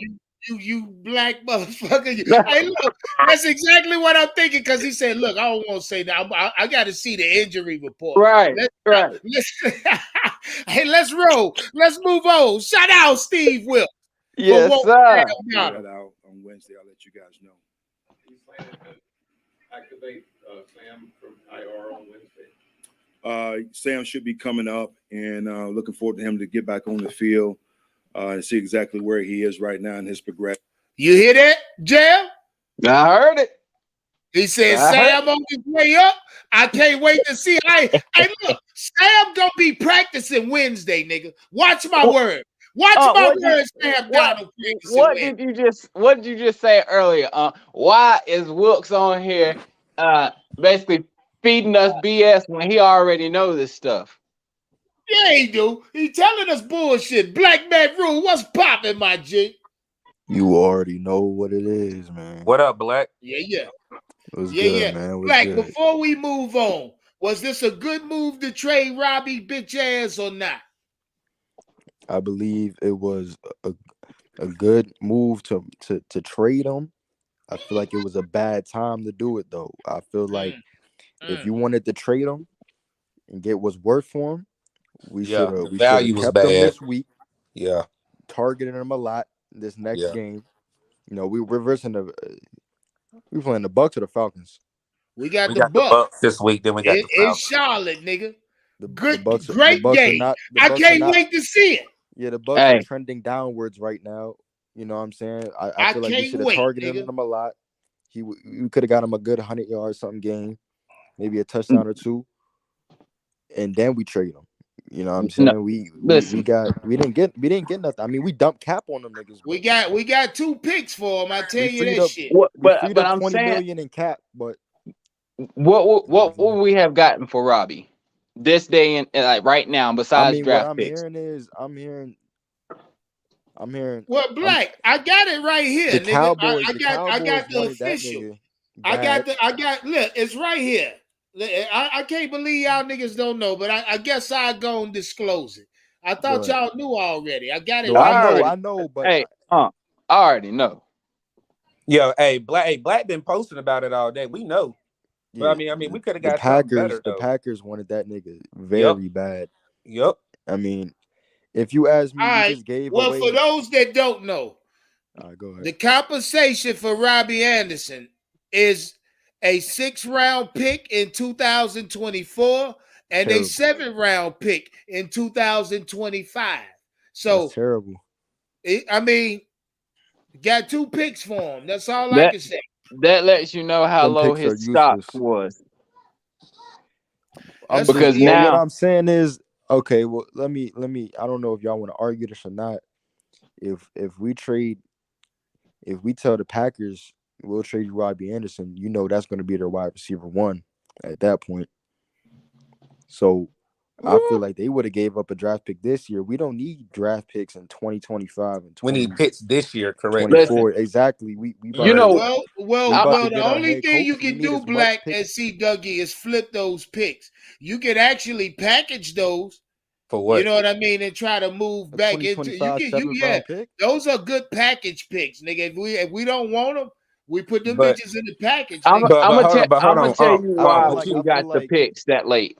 We got those picks that late because everybody's been wrong when they think that Carolina's about to have a fire sale and we about to rebuild this year. No, I believe, my opinion, Carolina is going to start their rebuild probably 2024 on into 2025. Yeah, I don't know what the fuck. We're gonna flip this season around. Watch what I tell you. We're gonna have 10 wins. We're gonna get watch 10 that tell you. wins win. No, we gonna have 10 wins, and then we all gonna wake up. What you talking All about? right, Black. But Okay. look, but let me just tell you what I think about this trade. Black. I feel like this trade was completely rushed. I feel like it was an emotional decision to trade him as quick It as had he to did. happen, Black. It was an emotional fucking meltdown on the sideline. I yesterday. bet you Something this. had to happen. I bet you if that didn't happen though, I bet you Robbie Anderson is traded next week after we make The him following look good. week. But see, Black, Robbie look at this though. Robbie Black. You Anderson can't have a cancer. When he Right. cancer, you can't have that shit in the locker We room. not winning following anyway. over to another week. Robbie Hey, Anderson Black, let me got ask you cut something. loose. I'm glad Black said what he said. Do you believe that Robbie Anderson's spillover fucked the emotion up of the team yesterday? Of course, 100%. Okay. 100%. Yeah, I think that's where we all stand. You know what I mean? Right. So look, man, And I feel you like, can't I have mean- that kind of shit. He was on some Right. Antonio Brown type shit. I mean, Robbie but listen got though, but cut we the all same reason why played Matt Rule football. got cut. Yeah, I The mean, we same all played reason. football before. Y'all know, y'all been heated at people before, whether it's players or the coaches. You know that don't last long. But that's I mean- locker room. That ain't on the Right. sideline I on mean, I national can't beef with television. somebody on my team for over a week. You know what I'm saying? Maybe a day or two, but you know what I'm saying? Grown ass men, bro. We figure that shit out. But what I'm saying is, that was a rush job. We A didn't lot need to of rush and do people that. pissed about them picks, but like I say, I mean, I can't be mad. if It's $20 million we just saved on the cap. We yeah, just but got if $20 you million. use those picks like they come, then you ain't gonna get shit for them. You But have to Cap- package those picks to move into the 4th round. Pick up another 4th round pick or something. 5th round pick because you know what I mean? Because You gotta See, and Cap what I'm frustrated about is the fact that we only got a 1st round pick, 2nd round pick, 2 4ths, and that's it.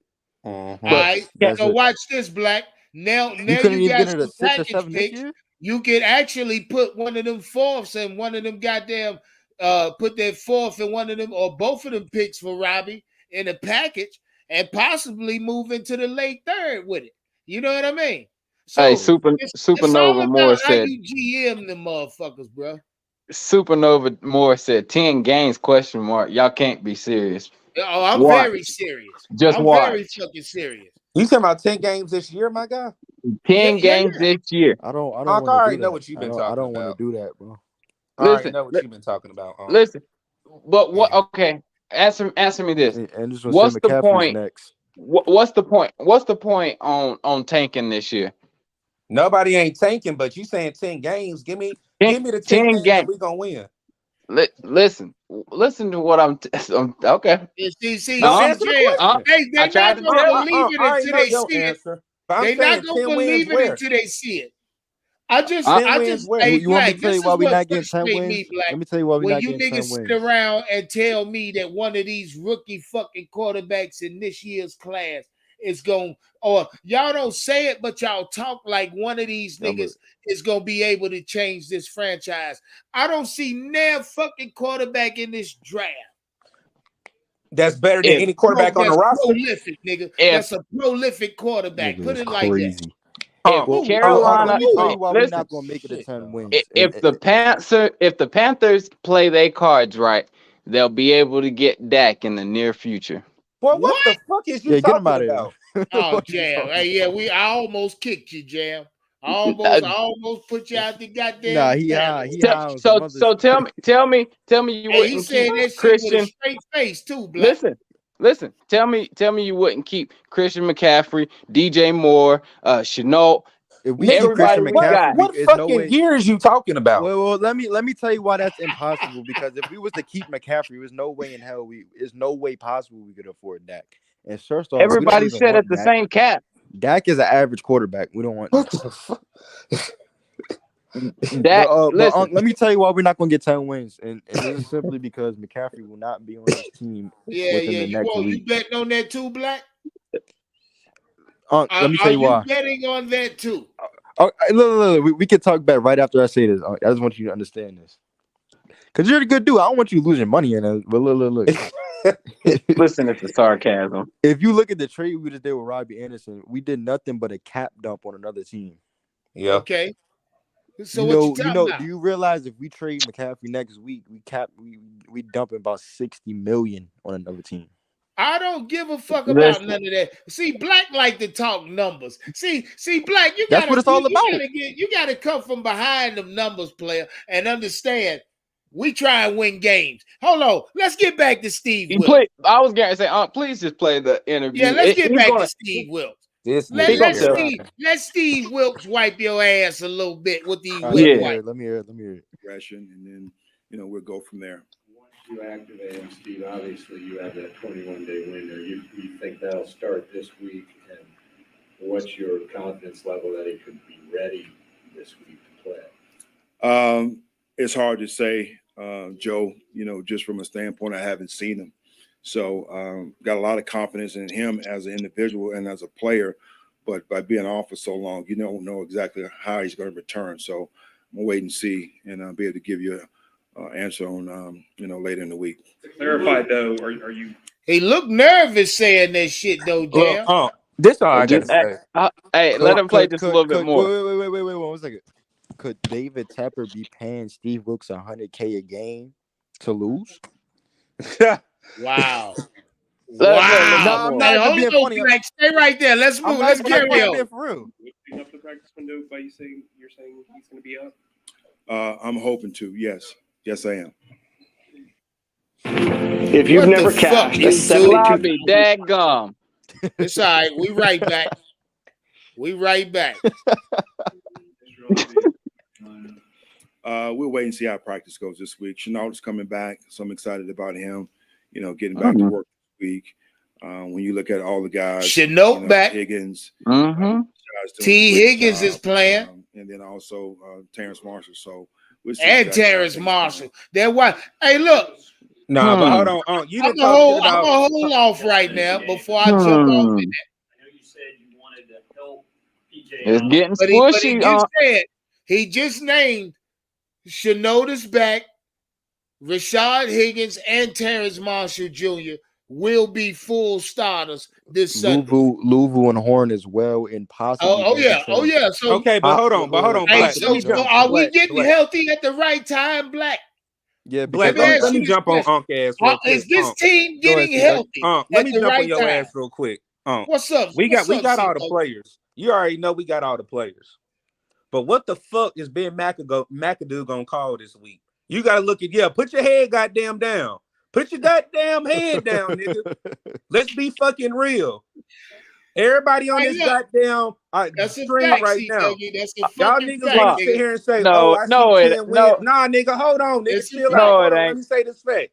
Y'all want to say all this bullshit. We got 10 fucking wins. Do we know who our fucking offensive coordinator is right now? What this nigga Not called yet. a That's great a fact. fucking first, It's a a fucking great fact, fucking see, first Dougie. drive, Listen, and man, then this it nigga is called week fucking screens the 6. rest of the fucking game.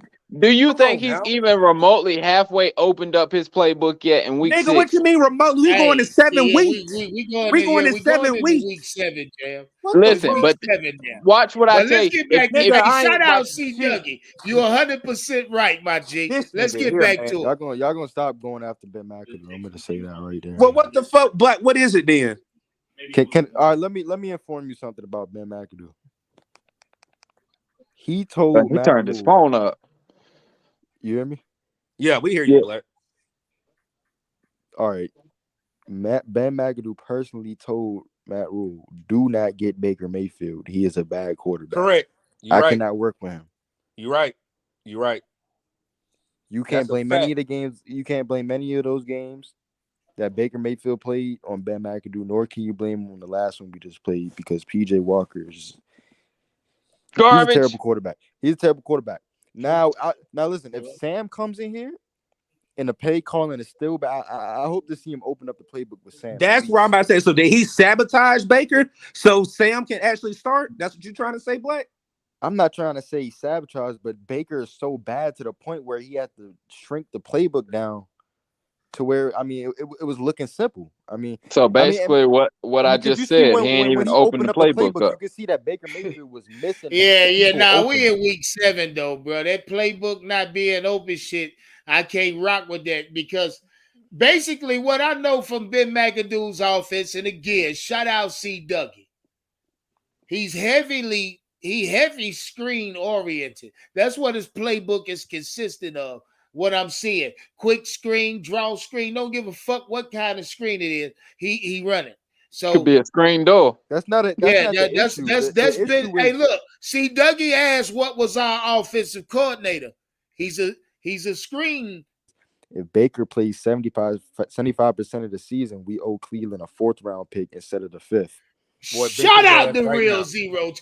Hey, I forgot about that.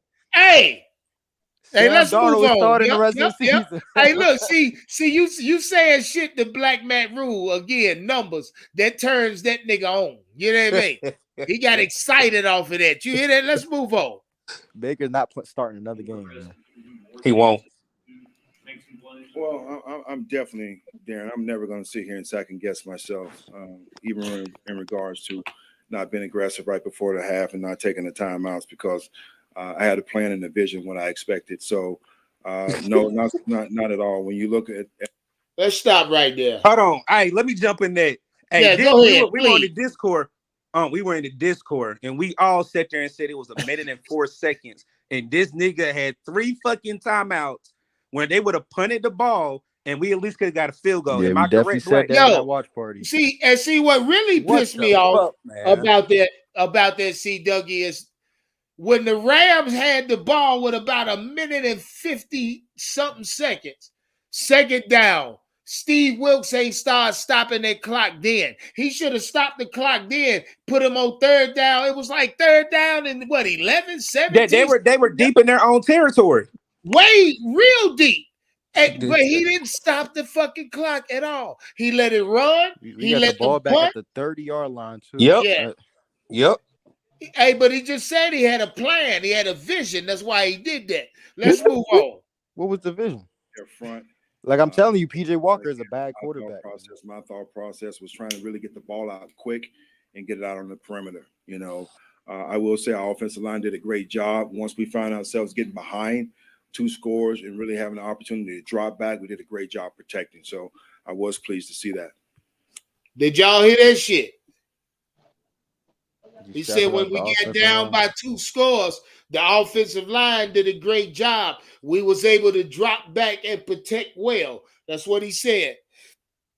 And if that's the case, how in the fuck was PJ 6 for 10, 60 yards? Mm-hmm. No. He was, okay. He was 6 for 10. So if Steve Wilks said the offensive line played good, but PJ Walker ultimately finished 6 for 10, 60 yards. How in the fuck, or who in the fuck deserves that blame? Is it the O-line or is it PJ Walker? Because you or is it Ben McAdoo? You want me to tell you why? Steve Wilks before this game, if y'all remember, said, was it Ben Mac? No, it was Steve Wilks that said we're gonna run RPOs to fit PJs. And we ain't run one fucking RPO. No, we were running RPOs all game, screens and quick runs. It was quick. Perimeters quick. And he was able to do that for the most part. But for you gotta make shit up sometimes, Steve. What happened was what the he issue made is, I this don't have an team issue one with that play dimensional. calling. The play calling was an issue. It was you can't continue that play calling the old game. Yeah, the whole fucking it made the team one dimensional. I mean, Exactly. in the first We need to half, take that a shit shot, was bro. clicking, nigga. They couldn't stop shit we were doing. So second half, with a slight lead, you come out and you push the ball vertical now. These niggas look, just imagine how many times we could have beat Jalen Ramsey on the double move yesterday, second half. Well, speaking of Jalen Ramsey, why the fuck nobody ain't punched that nigga in the fucking mouth after he hit C-Mac like that? The whole entire Ram team got away with it entirely. This whole team is sweet. They played a filthy game yesterday. I ain't gonna lie. The only person on the offense that ain't sweet, man. I thought the league changed. If you hit any quarterback above the shoulders, it's an automatic flag. Any player get hit in the head, it's a flag. Right. Yeah, he it's dove in the supposed to CMC be. hey, they done suplex the nigga. Yeah, I knew what time it was then, Black, when they got away with that shit. But let's move on. You ain't concerned that this might trigger other players to be traded going forward here together? I would tell you this. I am very happy and pleased with the players that we have on this team, and looking forward to, continue this journey with these guys. So I'm not really entertaining any thoughts about trades. Black, you still want to bet that money, nigga? What you mean? You said wait. Was this press conference you need me to today? rewind that? No, let me ask you a question. Was this press conference for today or yesterday? Yeah, today. This is today. Yeah, I still bet that shit. Yeah, this was today, my G. I still bet McCaffrey gone. 1 hour ago, to be exact. A little over an hour ago. Yeah, McCaffrey gone. Okay, well, let me replay this then. I ain't gonna replay it. I'm gonna just let you niggas bet me money. I'm gonna let you. All right, we can bet.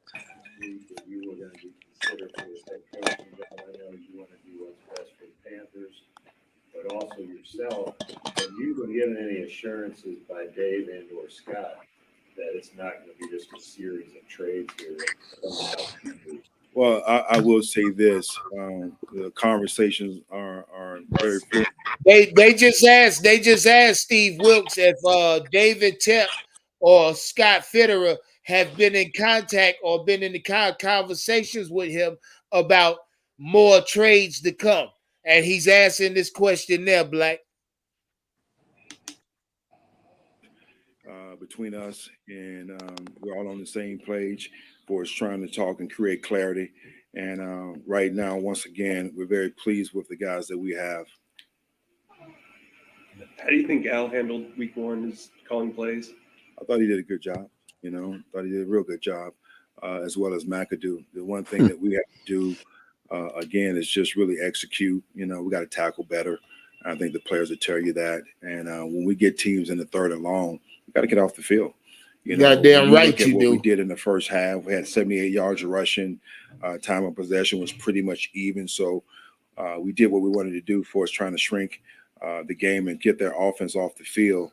What happened in the second half is that we didn't convert on third down, nor did we get off the field, and all of a sudden the time of possession got lopsided there. So again, our nemesis has been third down, and the focus this week is to make sure that we correct that. What do we see from Vicky on tape of the last? Y'all want to jump in on what he just said? Wait, you repeat it. Nah, they asked him what's the problem on what went wrong, and he simply said that they couldn't get off the field on third down, nor could they stop them on third down. And he said that's when the time of possession flipped. They got lopsided and they got out of hand for him. I blame that. I blame that solely. I blame that solely on Shaq Thompson and who was that other Oh motherfucker that yeah. was getting ran Oh yeah. over? Shaq missed You a talking about lot of Littleton? time. Hey, look, Who was the other dude can that was we getting get this ran out the over? way real quick? You talking Shout about out my Littleton? nigga Waves. But Littleton. Yep. Shaq Thompson can't tackle, bro. He's a Shaq poor tackle. Thompson, Littleton, and Miles Hartfield. I mean, do y'all remember that play? I think it was like a 3rd and 12 or something like that. 3rd or 15. Yeah, yeah. And they All ran the three of ball. them niggas got And they broke. ran the ball for it. And they ran the ball and got it. Yeah, I remember. Waves, what up, my nigga? Peace. What's up, fellas? Peace. What up, Leo? Yeah, we in here. This nigga What's petty. up with We y'all? in here. Big Waves in the building. What's Waves up with came on y'all? my shit. The chat dropped down by 60 people. I might have to put your ass out of here. Man, go on here, man. This shit was going down anyway. I came on here to lift it back up. Goddamn. What's up with you, Unc? Man, we breaking this Steve Wilks shit down there, Waves. You came in late. Steve Wilks said Sam Donald will be elevated this week to practice to see where he is. Hey, Waves. What's good? Unc believes that because Steve Wilks says he's comfortable with the players on that team that nobody else is getting traded. I mean, listen, man. I mean, what the fuck can you say to that, Black? I don't even know. Yeah, you got money on it already, Waves, and by this time, I want in on after next week. This time, what you need me to put down, Black? Yeah, hey, well, look, hell, I got half of it already. Compliments to Lonzo. Zoe, thank you so much for that money last night. Yeah, man. That was a fucking crazy ass game last night. Yeah, I appreciate that. But yeah, I mean, I just think, man, this shit just to begin. Look how quick this goddamn trade came through for Robbie. I mean, that wasn't even less than 24 hours before that nigga was out the building. Already lined up, Waves. That's something that says it's already lined up. Or you know what I mean? So we ain't even worried about that shit. So let me ask you this question. You don't think that they got a trade for McCaffrey lined up? No, not really.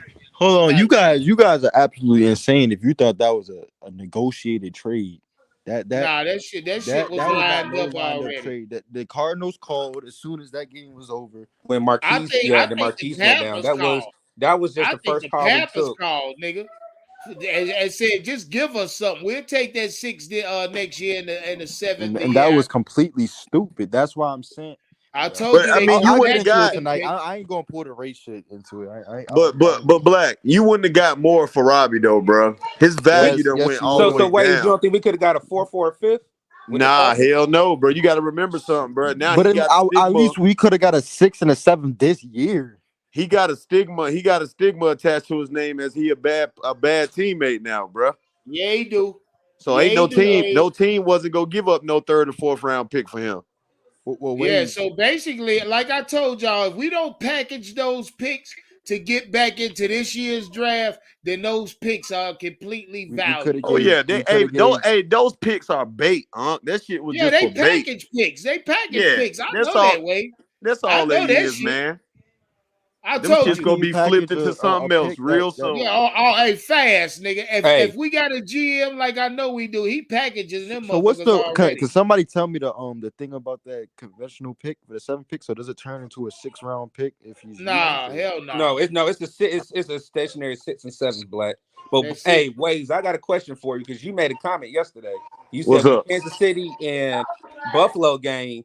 So should we be getting a call from Kansas City this week? Yeah, I think we should, man. Should or we are? Yeah. I really think we should. Well, I can't guarantee we go get a call, but I think we should get a call, man, because if you look at that game, man, Kansas City, man, they really struggled to run the ball in that game, man.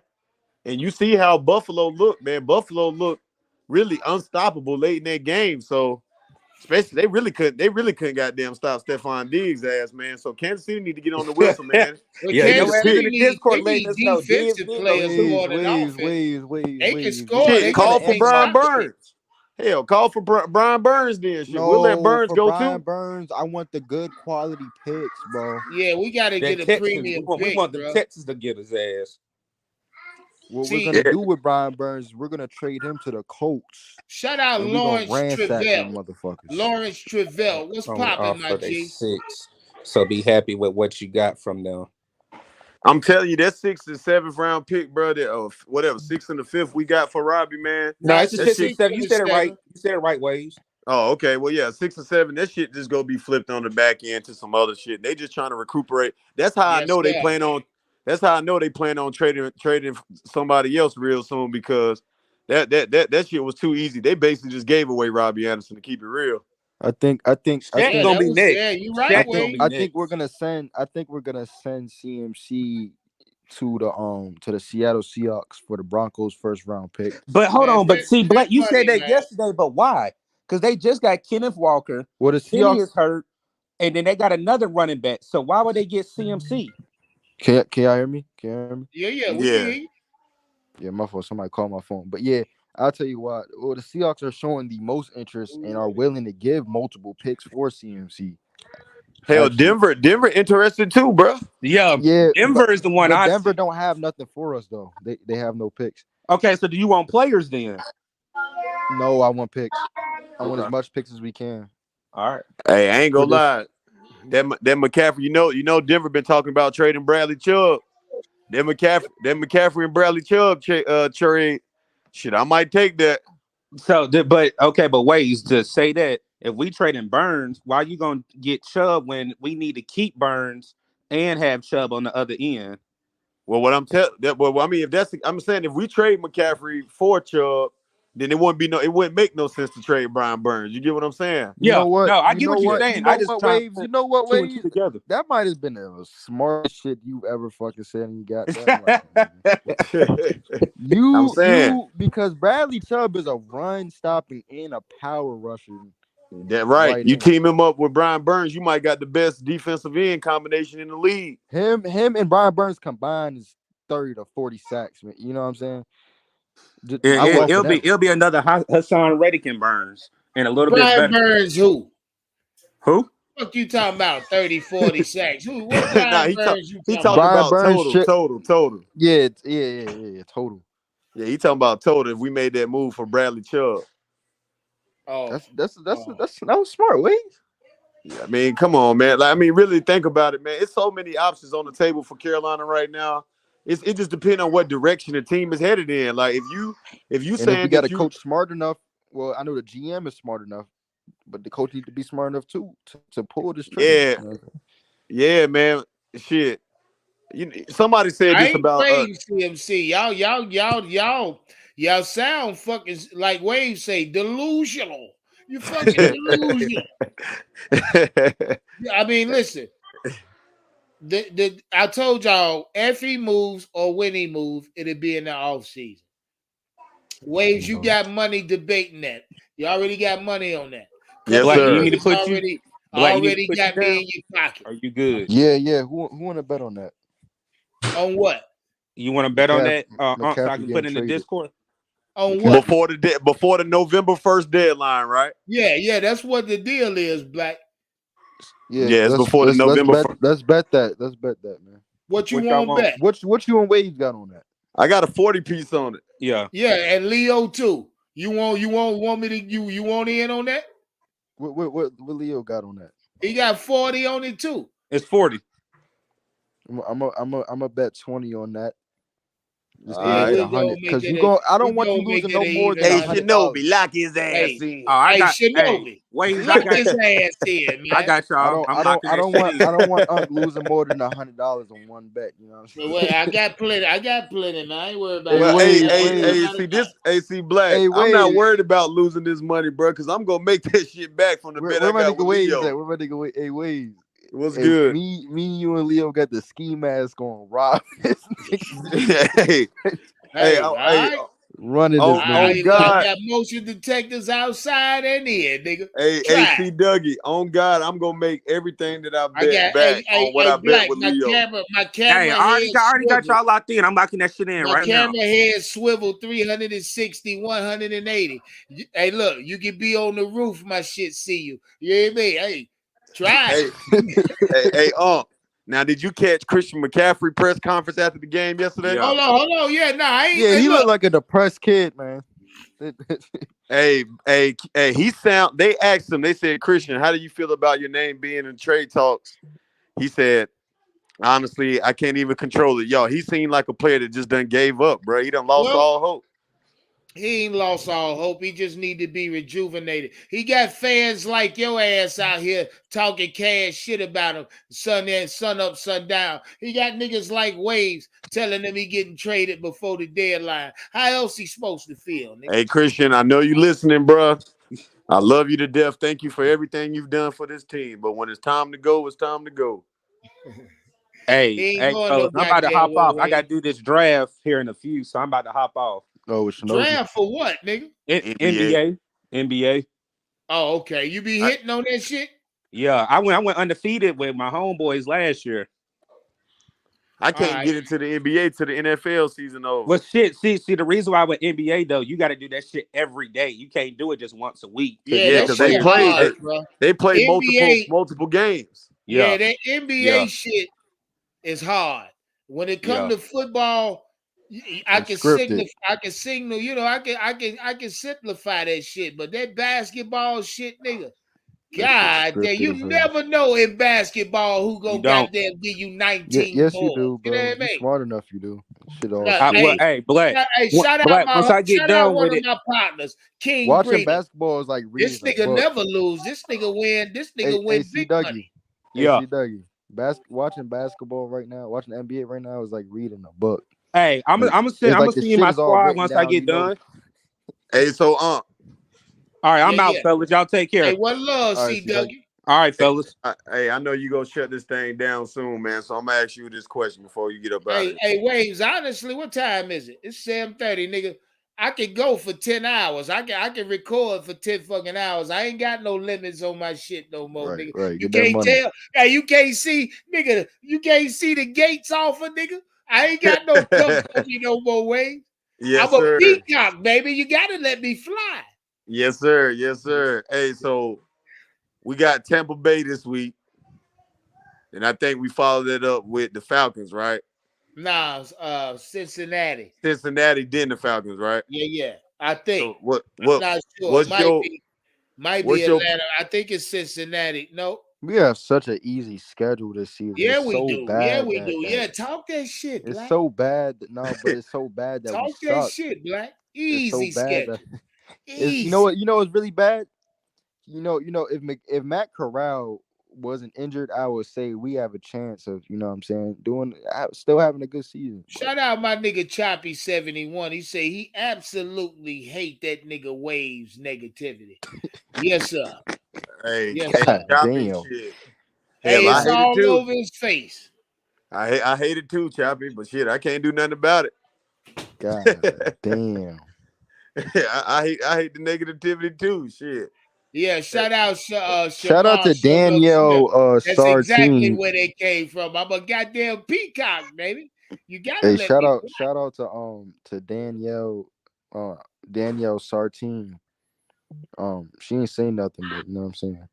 Hit me up on Instagram. She say I got live stream Viagra. You goddamn right. I can bang all night. It makes tell no her sense. hit me up on Hey, Instagram. look, that's all that is. What you said? Tell her, hey, you ain't doing nothing but fucking this shit, ain't you? Huh? Yes, Straight sir. What you said, Black? No, I was about to chat me. Yeah. You know I caught that nigga. Shout out Black for thinking Unc don't hear everything. Yeah, man. I caught that, Black. You know I caught that. Nigga Black cold-hearted. Waves.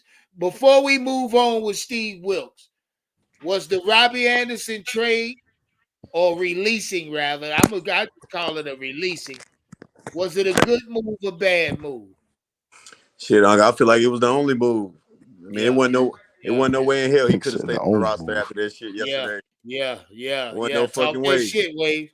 I mean, cause you gotta think about it, bro. Think about how the locker room looking at that nigga like they probably in that bitch like, dog, you need to tighten the fuck up, man. Like, I know I would have been in there looking at that motherfucker crazy, like, bro.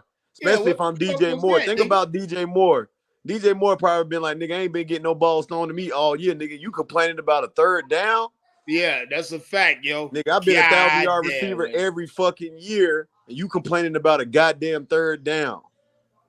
Man, shut that shit up, man. Your ass deserved to go. You don't need to be here. You didn't want to be here. Because the first thing that nigga did when he got traded, he made a post and he was celebrating, bro. He didn't want to be here no more. Oh, yeah. Remember before the season started, he wanted out. So I ain't got no sympathy for this nigga. Well, he wanted to play. The only reason he came here in the first place was the I'm not mad at Robbie Anderson at all because we did that nigga dirty his whole time here.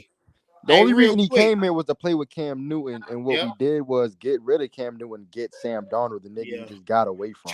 Choppy 71 say Sam gonna play better than Baker. Let's get back to Steve Wilks. Yeah, Steve. I mean, I'm sorry, I can't get that name. Icky. Okay, yeah, Icky is doing a great job. It's not too big for him. You know, we knew that from day one, and that's the reason why we drafted him. If you look at some of the things that he's doing in the pass game, which is his really forte, he comes off the ball, does a great job maintaining his blocks, get to the second level, and I think he's steady improving each and every week in the pass game. Is that a fact in y'all eyes or not? Nah, yeah, this is the I think this is the third week in a row. Icky has been one of the highest graded offensive linemen in the league, and he also broke a record last week because the highest rating of a rookie left tackle of all time. Hey, but y'all see how this offensive line was playing first half yesterday? I mean, the running was great. Hey, Black, if this team had that manner or that temper in every game, first through fourth quarter, we undefeated right now. You know what I mean? But yeah, I only saw that shit for the first and second quarter, to be honest with you. You know what I mean? But Icky, shout out to Iquano. He is getting better. He has taken a step. Now let's move on. Waves, you want to jump in before I carry on, nigga? Yeah, man. I was just gonna say. I mean, hell, he doing exactly what the fuck I expected him to do. Shit, you get drafted that high, motherfucker. You better be getting better every week. Shit. Yeah, that's a fact. That's a fact. That's just what it is. Hey, hold on. I got goddamn YouTube commercials. They was panicking early on in the season about his ass, wasn't y'all? Yeah, that's a fact, Black. I was. Shit, I definitely was too. Icky Aquanu is trash. I can't give you that answer. Hey, week one, that's all I heard, nigga. you remember that shit? Goddamn Icky. He was calling that nigga Iguanu. Yeah, Iguanu and shit. Yeah, let's get back to it. But I can tell you right now, those guys are going to compete at that position just as well as other positions. See exactly who goes out there on Sunday. Wow. Y'all hear that? Yeah. Steve said he still want competition on the offensive line. He said they still going to compete at that position. And we still got to see who we going to put out there on Sunday. The fuck is he talking about, man? I don't know. Maybe he's talking about the center position, Bradley Bozeman. Now I don't know. That could be it, Waves, because I'm thinking, what else on this offensive line may be out of place? You know, shout out to Lonzo. Lonzo was telling me that Taylor Moton is having one of his worst seasons. But I mean, I don't see what? I don't see it. That's what I said. That was my reaction. But when I just checked this man PFF grade, bro. He got a high damn PFF grade for the year, bro. Yeah, what does he mean he having one of his worst seasons? But when I reacted like that, when I was like, what the fuck you talking about? Everybody else, it was like 3 other people was like, nah, he's having his worst season. I'm like, what? Hold the fuck up. But hey, I don't know. Hey, pull up Tyler Moore and somebody pull up his PFF grade right now for the year. But pull it up right now. I got you. Black, you got it? Yeah, I got you. All right, because I'm he can't be struggling. Yeah, go ahead. I don't see not by the eye waves, not by naked eye. I don't see nothing. Right. He allowed 1 sack. That's it. That's it. Man, what the fuck is these niggas talking who about? Who said that? Lonzo, pull your black ass up, nigga. Explain yourself. Oh, Lonzo, that's why you had to pay me that money last night. Wait, Hold on. His PFF is a 63.4. Wow. That's low. But what is causing it to go down? He must be bad in the run game or some shit. Nah, I'll tell you what it is. I'm gonna tell you exactly what it is. What side was them balls getting batted down on when Baker was throwing them? It was his side. His fucking side. That's why his PFF went down. The batted down fucking balls. That's exactly why. Yeah, I feel you on that, but yeah, you gotta push them niggas in the stomach when they jump up like that for the ball. I'm sorry, but I'm gonna judge a tackle off of how many sacks they give. Yeah, I am two ways. He been by my account. He been pretty solid. I think it's the running game. Hey, let's that keep number our eye on that number balance out by the end of the year. Damn, damn. Shout out Lonzo. I ain't see that. Let's get back to. Hey, we almost done with Steve. All right. Trade, and if so, what was your message to them? With him gone, just have you talked to them about it? Well, number one, we wish Robbie, well, and I told them about the trade and that he and I spoke this morning, and we want Robbie to excel and do well. But I also pointed out to the players that it's about acting of a champion. About being accountable, all right, that great level of commitment and really building that trust and believing in the process. I gave an example of here this nigga go talking that process shit. I don't want to hear that. That's one thing I don't want to hear. Talking that process shit. Hey, but I do fuck with what he said though. I ain't going nowhere. Keep talking, Wade. Yeah, I do fuck what he said, man, about that acting like a championship, man. Like that. That's what I was saying earlier, bro. Just keep pounding shit, bro. That shit is a mindset, bro. You gotta. It's more than just a slogan, bro. And that shit gotta be taught. Like certain niggas just ain't gonna buy into that shit. You know what I'm saying? And them the motherfuckers you don't need on this team. Robbie Anderson probably was one of them motherfuckers that he just never bought in, bro. Nah, you could even tell from the beginning. Did he hold the wide receiver coach accountable? Did he hold the wide receiver coach accountable? Nah, he did say that he talked to his coaches in the press conference after the game. Said he talked to him about the same shit. Hell, I saw him yell at the coaching staff on the field. So, I mean, listen, bro. I mean, I know shit happen when you losing. All type of shit like this is happening. I won't be surprised if more of this shit come out as the season progresses. Because, bro, losing, bro, it's frustrating, bro. Everybody is pissed. Everybody right now is mad as fuck. Everybody tired of losing, bro. The coaches, the players. That's why I said, man, it's tough, man. It's a tough situation to be in because if I'm a player and I feel like that I'm supposed to be contributing, nigga, and it's third down, hell yeah, I'm looking like, nigga, what the fuck we got to lose? Nigga, put me on the goddamn field. So I feel where Robbie coming from that. But then from a coach's perspective, you like shit, man. I mean, at this point, bro, it's like, what the fuck? You know what I'm saying? We about to get rid of your ass anyway, so shit, we need you to stay healthy, man. That's why I feel like they didn't put him in. They wanted him to stay healthy for this trade. Damn.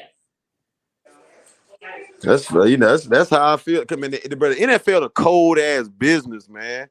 That shit cold. That shit cold as fuck. Especially over here. Yeah, like that shit cold, but if y'all really don't pay attention to the signs of how they really be treating certain niggas in the NFL, man, like, bro, I see it, Wade. Yeah, once you do one fucked up shit in the NFL, bro, it's like a stigma get attached to your name, nigga. Like now all of a sudden they waiting for you to fuck up, and then if you do it again, bro, waves, that's life, my nigga. That's life. That's facts. That's facts. You fuck up in the streets. Your face one time, you run off on the plug one time. Watch how you look to the next nigga. You know what I mean? That's facts. Shit, fuck up in school. Watch how the teachers treat you, nigga. You know what I mean? Right. Like a fucking statistic. Yeah, see, it's life, man. I don't cut Robbie no fucking slack at all, bro. Let's get back to Steve Wilks. We almost done. We got like 4 minutes left. All right. DJ Moore, who I feel like is probably one of the best receivers in this league. His numbers have shown that. Didn't get the touches that he probably wanted yesterday, but if you really study and watch the tape, his blocking was phenomenal, outstanding. And, Did y'all hear that shit? Get this nigga the fuck out of here, man. Yeah. Well, one thing he did was allude to Robbie not pitching a bitch. Not Robbie, but DJ. Even though he didn't get the touches he wanted, you ain't see him throwing no fucking fit. Facts. You know what I mean? He alluded to how DJ just got out there and blocked and did a damn good job at it in the run game.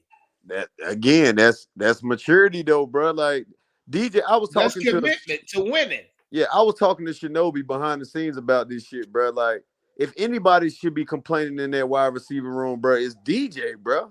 This nigga been 1,000-yard receiver every fucking year, bro. He been in, bro, and this nigga can't even get the ball. And you don't see this nigga goddamn lashing out at the coaching staff, or he might have had that one press conference where he said some slick shit, but even still, he been even killed throughout all of this bullshit, bro. And you got to remember something. DJ Moore was here even in the dog days of Ron Rivera, and he still didn't fucking complain, bro. Yeah, he did. Yeah, there you go, Wave. Talk that shit. So I'm saying, bro, that's why I said, like, I feel where Big Cat and them coming from about, how Wilks handled it, man. But at the same time, bro, that was some bullshit from Robbie Anderson, bro. You can't do that. Look, I don't feel how they said Wilks handled it was wrong, because, like I told you, by all accounts, Robbie should have got released, nigga. Same day. You know what I mean? They did that nigga some justice by trading this bitch ass. I'd have released the nigga. Right in the press conference, Waves. If I was Steve Wilks in my press conference, I'd have walked right to the podium and said, yeah, we just released Robbie Anderson. Because let that nigga did some shit like that on one of these other veteran coaching staffs. That nigga would have been gone before he got down, left the building. He wouldn't have been able to have a press conference. Nah, I think because you remember they said that he spoke with Scott Fitterer right after the game. I think that's when Fitterer told him that we go trade him. We go try to find somebody to get for him to go to. Exactly. That's why Robbie said he felt like he had to have a press conference to tell his side with his dumb ass. Let's get back to it. Get back to Steve Wilks. We almost done with his ass. We gonna start breaking this nigga down every fucking week. We gonna stop letting these niggas off the hook, man. Get back to Steve Wilks. It's tough for a receiver, to buy in and do, and because he really wants the ball. So we want guys that are going to be accountable, guys that are committed, and most important, guys that we can trust. How do you manage that? I mean, you've been around the league for a while. These guys, playmakers, want to have the ball in their hands. When they're not getting that and not being able to get in the rhythm, how do you? I think what you have to do, in my opinion, you have to really show them the bigger picture. And yes, it's I want my touches. We want them to have their touches because once again, as you just stated, all right, they're a great football player and they're going to go out and make plays. But we also got to understand that we got to spread it out throughout and we got to do what's best for the team. So it's just really trying to get them to buy into the overall picture and understand that it's not about the individual, it's about us. What do you think of how the rotation in the running back group worked out? Foreman and Chuba got a little bit more touches early on. Do you think that kind of helped you early on in that first half, being able to kind of switch up personnel? It does. It always changes up your rhythm, a little bit with, Christian being a guy that can go inside the tackle as well as outside. Foreman is a guy as well as Chuba downhill, a bruiser, in my opinion, that's really going to create that positive yardage that you want. So I think. Now stop right there. That's a fact. Now, one time did Matt Rule talk like that, Joe? Now, one. Nah, not at all. That nigga Matt Rule would have been like, well, we're this close. I feel like if we just keep working at it, we're gonna get it. And Matt Rule never talked like that, bro. I don't give a fuck how a nigga talking to a press conference. It is result to another win. It gotta start somewhere, Black. But does it result to another win though? Nah, Black, it ain't result to no winning, man. Shit, hell. Did you expect to win? Did you expect to win yesterday? The way these niggas was talking, hell yeah. I did. Y'all the ones keep talking that crazy shit. I always expect to win. I don't expect to lose, Waves. I'm not even talking about you. I'm just talking about the rest of you niggas. Oh. Steve. Just like Sunday. I'm expecting to win Sunday. Now, mind you, Wednesday we'll know exactly who might be starting at quarterback or if Sam Darnold's healthy or not. So, if it's reported Sam Darnold's back at 100%, I'm all fucking in, bro. Yeah, I mean, if I will be intrigued to see what the fuck he can come out there and do. I mean, yeah, I know you will. I'm not really focused on him. I want to see. I mean, when it comes to Sunday, I'm looking at Terrence Marshall Jr. I'll get into that. We're gonna get into that another day. Listen. We at this point, fellas, we on what we got. We on the long road to nowhere, fellas. You know what I'm saying? Well, I don't believe that way. And we just we just talking shit in the goddamn car. Yeah, you about to run out of gas, nigga, because I don't believe that shit, man, at all. we on the long road. Hey, so let me ask y'all this while I got y'all. How do y'all feel about the possibility of Easton starting Sunday? Oh, man. Man, shit. If that motherfucker starts Sunday, I don't even know if I'm going to watch the goddamn game.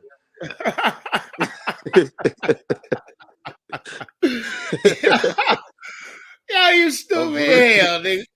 Hell, for real, bro, because that motherfucker ain't shit. Hey, shout out Phantom Hunter. Yeah, Leveska's playing Sunday. Yeah, but if we got the fucking 5th, 6th string quarterback out there on Sunday, I don't even know if I want to watch this shit, man. Oh, I'm gonna watch it. I want to see Jacob East. I mean, a nigga built like Josh Allen. Yeah, that nigga built like Josh Allen, but that motherfucker played. He worse than Kyle Allen. that nigga ain't shit. Nah, he came in and threw a fucking pick. This son bitch threw a pick on his second pass. Wade's a funny guy, bro. He's a funny guy. He threw a fucking pick. He threw a pick on his second fucking throw. Hey, he misread. Nah, that wasn't his fault. That wasn't his fault, though. Hey, he misread the defense, Wade. Shit. Y'all gotta realize that motherfucker was on the. He wasn't even on the active roster. This son bitch been on the practice squad all goddamn year, man. I bet you that nigga was over there in slides when they called his name. Like, God damn, yeah. He probably answered the phone like, "What the fuck, Carolina Panthers?" Nigga, shit. He wanted. Hey, I'm sorry, man. Listen, if that motherfucker is gonna be the starter in this game Sunday, I don't know, y'all. I might not be in that damn watch party, man. I can't. That shit. I know for a fact that that's true. We winning Sunday. I only asked y'all that because Steve Wilks alluded to him getting more reps this week. He won't take a closer look. You breaking up, huh? I said Steve Wilks said that Easton gonna get more snaps this week in practice because he want to take a closer look at him. What you think about that?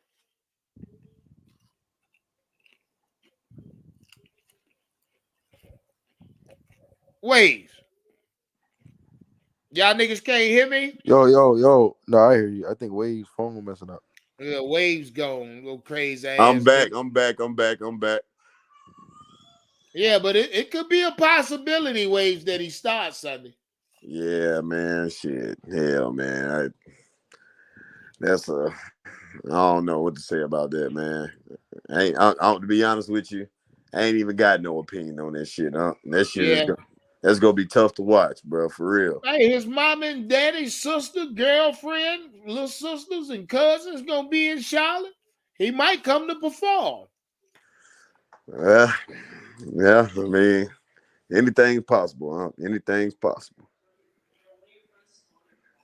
All right, Black, what you think about this shit? About what? About Ethan probably starting Sunday, nigga. I mean, yeah. I mean, I guess I'd rather see. How old is he? I don't know. Does anybody know? In the chat, how old is Easton? How old Somebody is tell me how old he Easton in is, the but chat? I mean, to 36. be honest with you, I mean, I that's what I want to see. I mean, especially if Sam Darnold not 100% or anything. I mean, why not?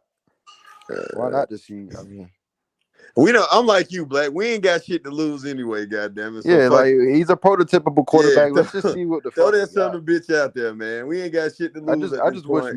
Matt Corral wasn't injured, man. Hey, he 24 years old, and he was a 5-star recruit. Yeah, let's just see what the fuck we got right there. Yeah, we'll I told you, he looked like a 70s porn star to me. He do got the porn star goatee. Yeah, one of them stinking ass mustaches. You know what I mean? Yeah, he definitely do. He definitely got that. I mean, yeah, I mean. Hey, Waves, I'm gonna say this. Go ahead. If Sam Donald can't go, and they say that nigga PJ was cleared of the protocol, but he still has a stiff neck. So he may not play Sunday. Who? PJ Walker. Because he got a stiff neck. Yeah, he was cleared of the protocol today, but they holding him out of practice because he still has a stiff neck. Man, that nigga better goddamn get a massage or some shit, nigga. All right. Get the fuck out there. First off, the hit wasn't that damn drastic. You know what I mean? Yeah, his pride hurt more than anything because that nigga only threw for 60 yards in a game.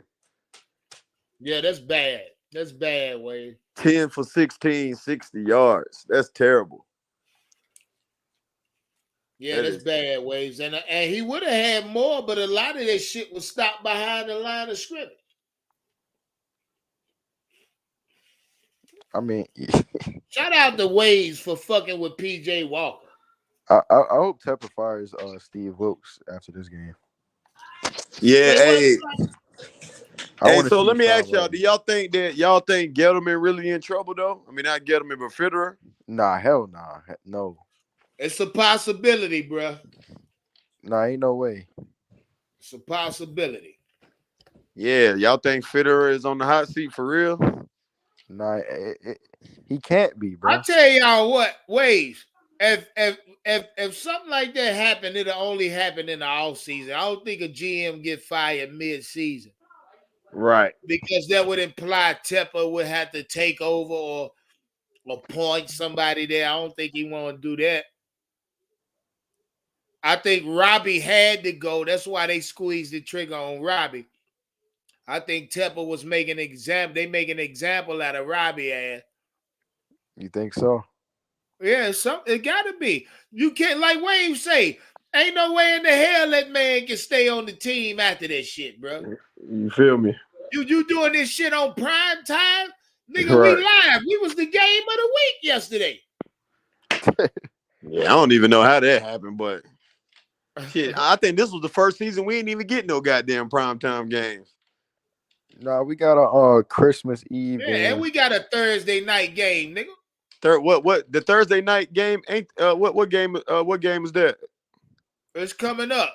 Not right at the tap. Let me see. That's the Bengals game. It's the Atlanta game.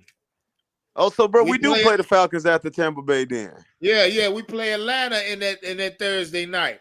That's the one Big Cat going to. It's in Charlotte too. Nah, this one's in Charlotte. Oh, okay. Yeah, that's the one where that's where we're gonna wear the black helmets on that one. I'm trying to be there. Yeah, we're gonna wear the black helmets on that one. I swear, I thought our game against Atlanta was in Atlanta first. No, it is in Atlanta. It is. The Thursday night? Yeah. Because Big Cat supposed to be going to that shit. It's at the end of this month. That's not the Thursday night game though. That's Sunday. Yeah, I'm talking about the Thursday night Atlanta game. Oh yeah, then in that Charlotte. one. That's the one towards the end of the season, right?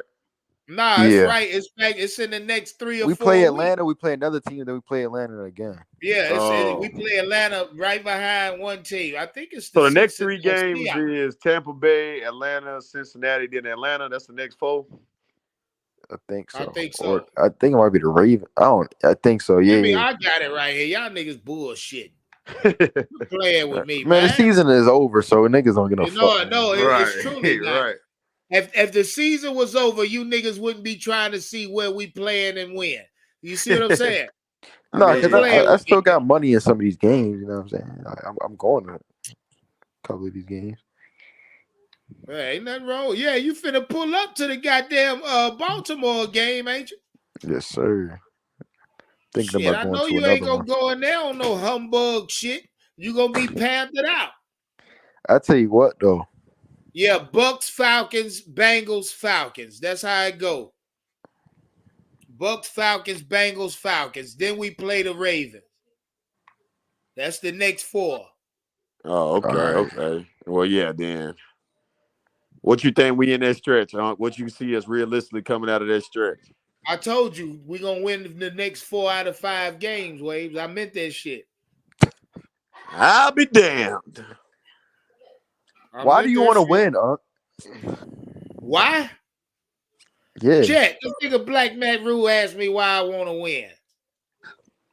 Well, if you're confused, I'm gonna say it one more time. Why do you want to win? Peace. For a lot of reasons. Who's that, Black. Leo? I mean, see, because y'all, y'all the ones that want to lose for a proverbial number 1 draft pick to draft the quarterback. I'm under the impression, one of these niggas change this franchise. Peace. Hey, he sounded like that nigga. Hey, but after the Ravens, fellas, here's the next 3. What's up? Well, here's the next 4 after the Ravens. Okay. We got the Denver Broncos, Seattle Seahawks, Pittsburgh Steelers, Detroit Lions. Hey, if we do get another win, it's gonna come in that stretch, but against one of them motherfuckers. Against who? We can fucking go. That stretch right there is looking like trash. I ain't even gonna count. Like that Broncos, you said Broncos, Seattle, Pittsburgh, and Lions. Yep. Yeah, all of them teams got losing record shit. We should be able to come out of there with a damn win. Oh, we will come out of there with a win, Waves. What you talking about? We can win the next 8, nigga. I see the next 8 games. Yeah, how much you want to put on that next 8, huh? I ain't gonna bet on it. Of course not. We ain't even got to bet money, man. Do a meal or something. Nah, it's do a goddamn DoorDash for a nigga. Yeah, that's He's funny as hell. Let me get a goddamn DoorDash on you. I don't even need the money.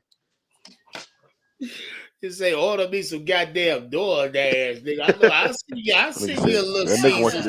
I see you a little Caesars pizza. Yeah, little Caesars. Hell no, that shit gonna be stale by the time they motherfucker get here. Wait, hey, Unc, that nigga say he wants you to take him out. Yeah, something, nigga. Let me get a meal up off you. Shit, we can't bet money on that. Cause that shit right there is asinine.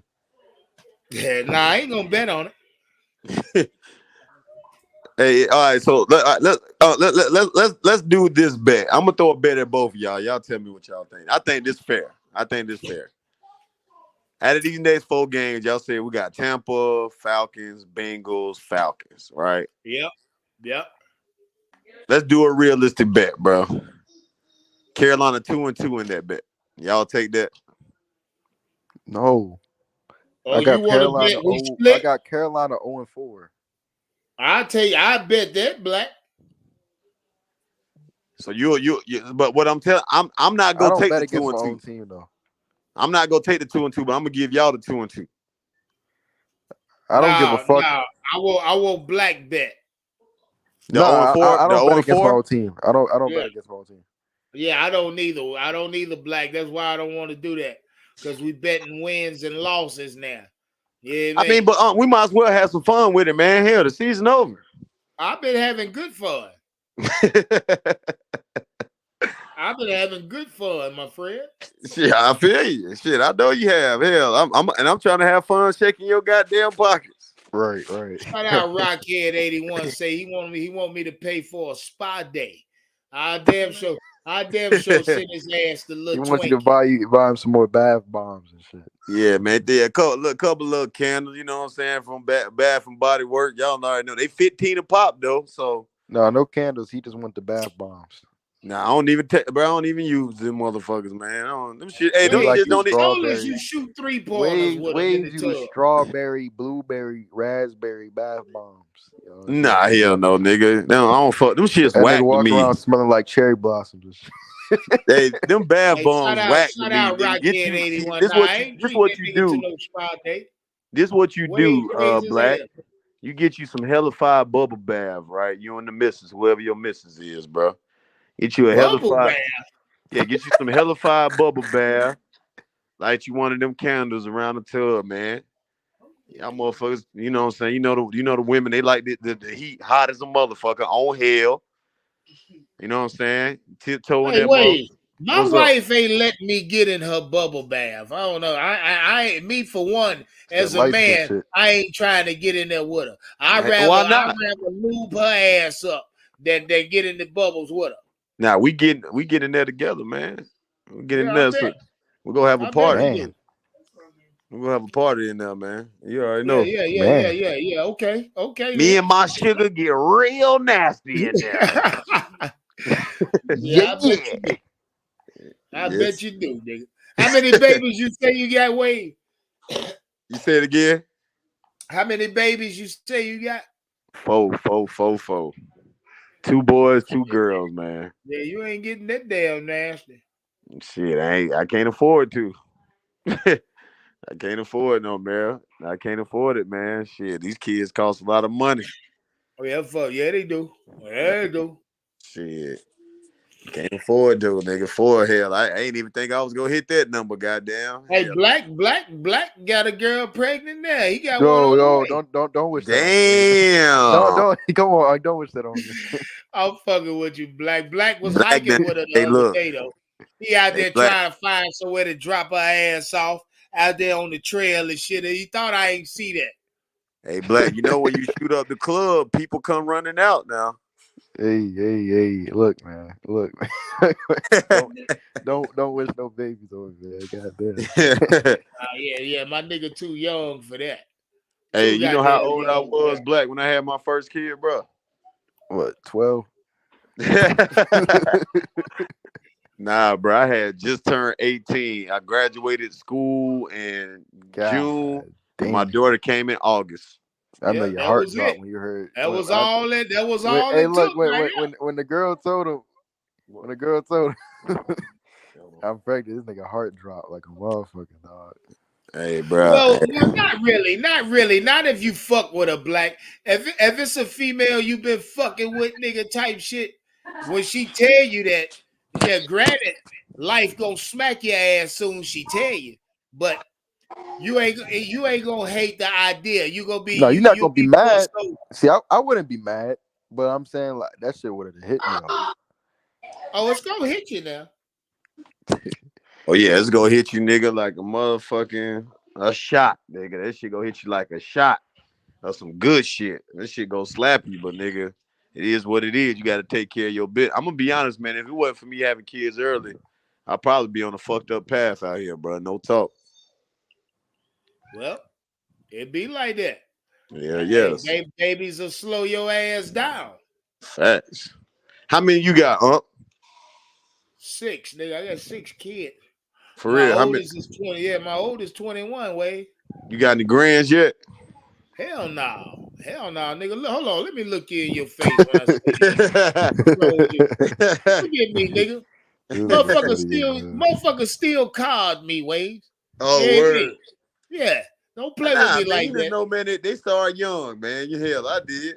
You know. But no, my kids got both their parents in the house. I be damn. Oh shit!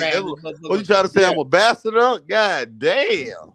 Nah, I ain't say that. You see, you a yeah, boy. Nah, that's what he said. You were probably fucking. Nah. That's basically what he's saying. I'm a bastard. He called him a whole bastard. Damn. Nah, I ain't say that, Waves. That ain't what I said. Yeah, man. That's what you was implying, my guy. Hell nah. I know you was raised by a mother and father in the suburbs. Hell no, nigga. I was raised by one mama. You was right about the first one. So shout out Cooley. He say I look 70. Shout out You sound 70. That nigga named Cooley. That nigga named Cooley and talking about you sound 70. Nigga, that's an old ass slave name. Yeah, cooling, like cooling out. I'm about to say. Yeah, it's an old man term. His name cooling anyway. Yeah, I'm over here cooling out at the house. That's old man talk. Old man said, shit, I need to sit down somewhere and cool out a little bit. Yeah, that's old man talk. Y'all keep it cool, brother. Yeah, that old man shit. Hey, fellas, I appreciate y'all pulling up. We at a 2.5 hour mark. We jump off right now. Waves, yes, I caught your video today, nigga. Hey, was it straight, man? I mean, the quality's there. I mean, the content I got a problem with, but other than that, I got a problem with the content, nigga. I don't give a fuck what you say. I mean, hey, I don't care if you shoot that shit on a real, nigga. I got a problem with the content. Hey, shout out Tim Mustache. He say great show. Man. What you say? What you say, I know you're Black? gonna be a happy man on the 21st. Who that? You. Oh no, I gotta wait the next month. Next month, 21st. They gonna hold the first. Yeah, they put you in a hole. It's like when you get a new job, they make you work a week in a hole. YouTube got me working a month in a hole first. You feel me? Yeah. We ain't worried about that shit, nigga. We ain't worried about that shit. Hey, all I know is I gotta hit the damn skip buttons to see your videos now. God damn it, that's all I know. Nah, now you gotta click on them. You gotta click on them. Now you insult me, nigga. Yeah, click on it, click on it, and then get out of it. Yeah, you gotta click on it. Once you click on it, that shit get on more. Well, damn, I ain't know that. All right, bro, I got you now. I'm gonna still gonna skip the ball. Right. Oh, shout out Danielle Satin. She say, "Hey, Unc, I thought you was 10 hours. You ain't getting that from hymns. What the hell is that?" Well, if you need extra hours, the man. If you need extra hours, holler at me after this YouTube stream on my Instagram. You don't gotta worry about. Or if you're in the Discord, just text me in Discord. Oh yeah, Black said shoot him your DL. I told y'all I caught that shit. Black thought I ain't hear that shit. Yeah.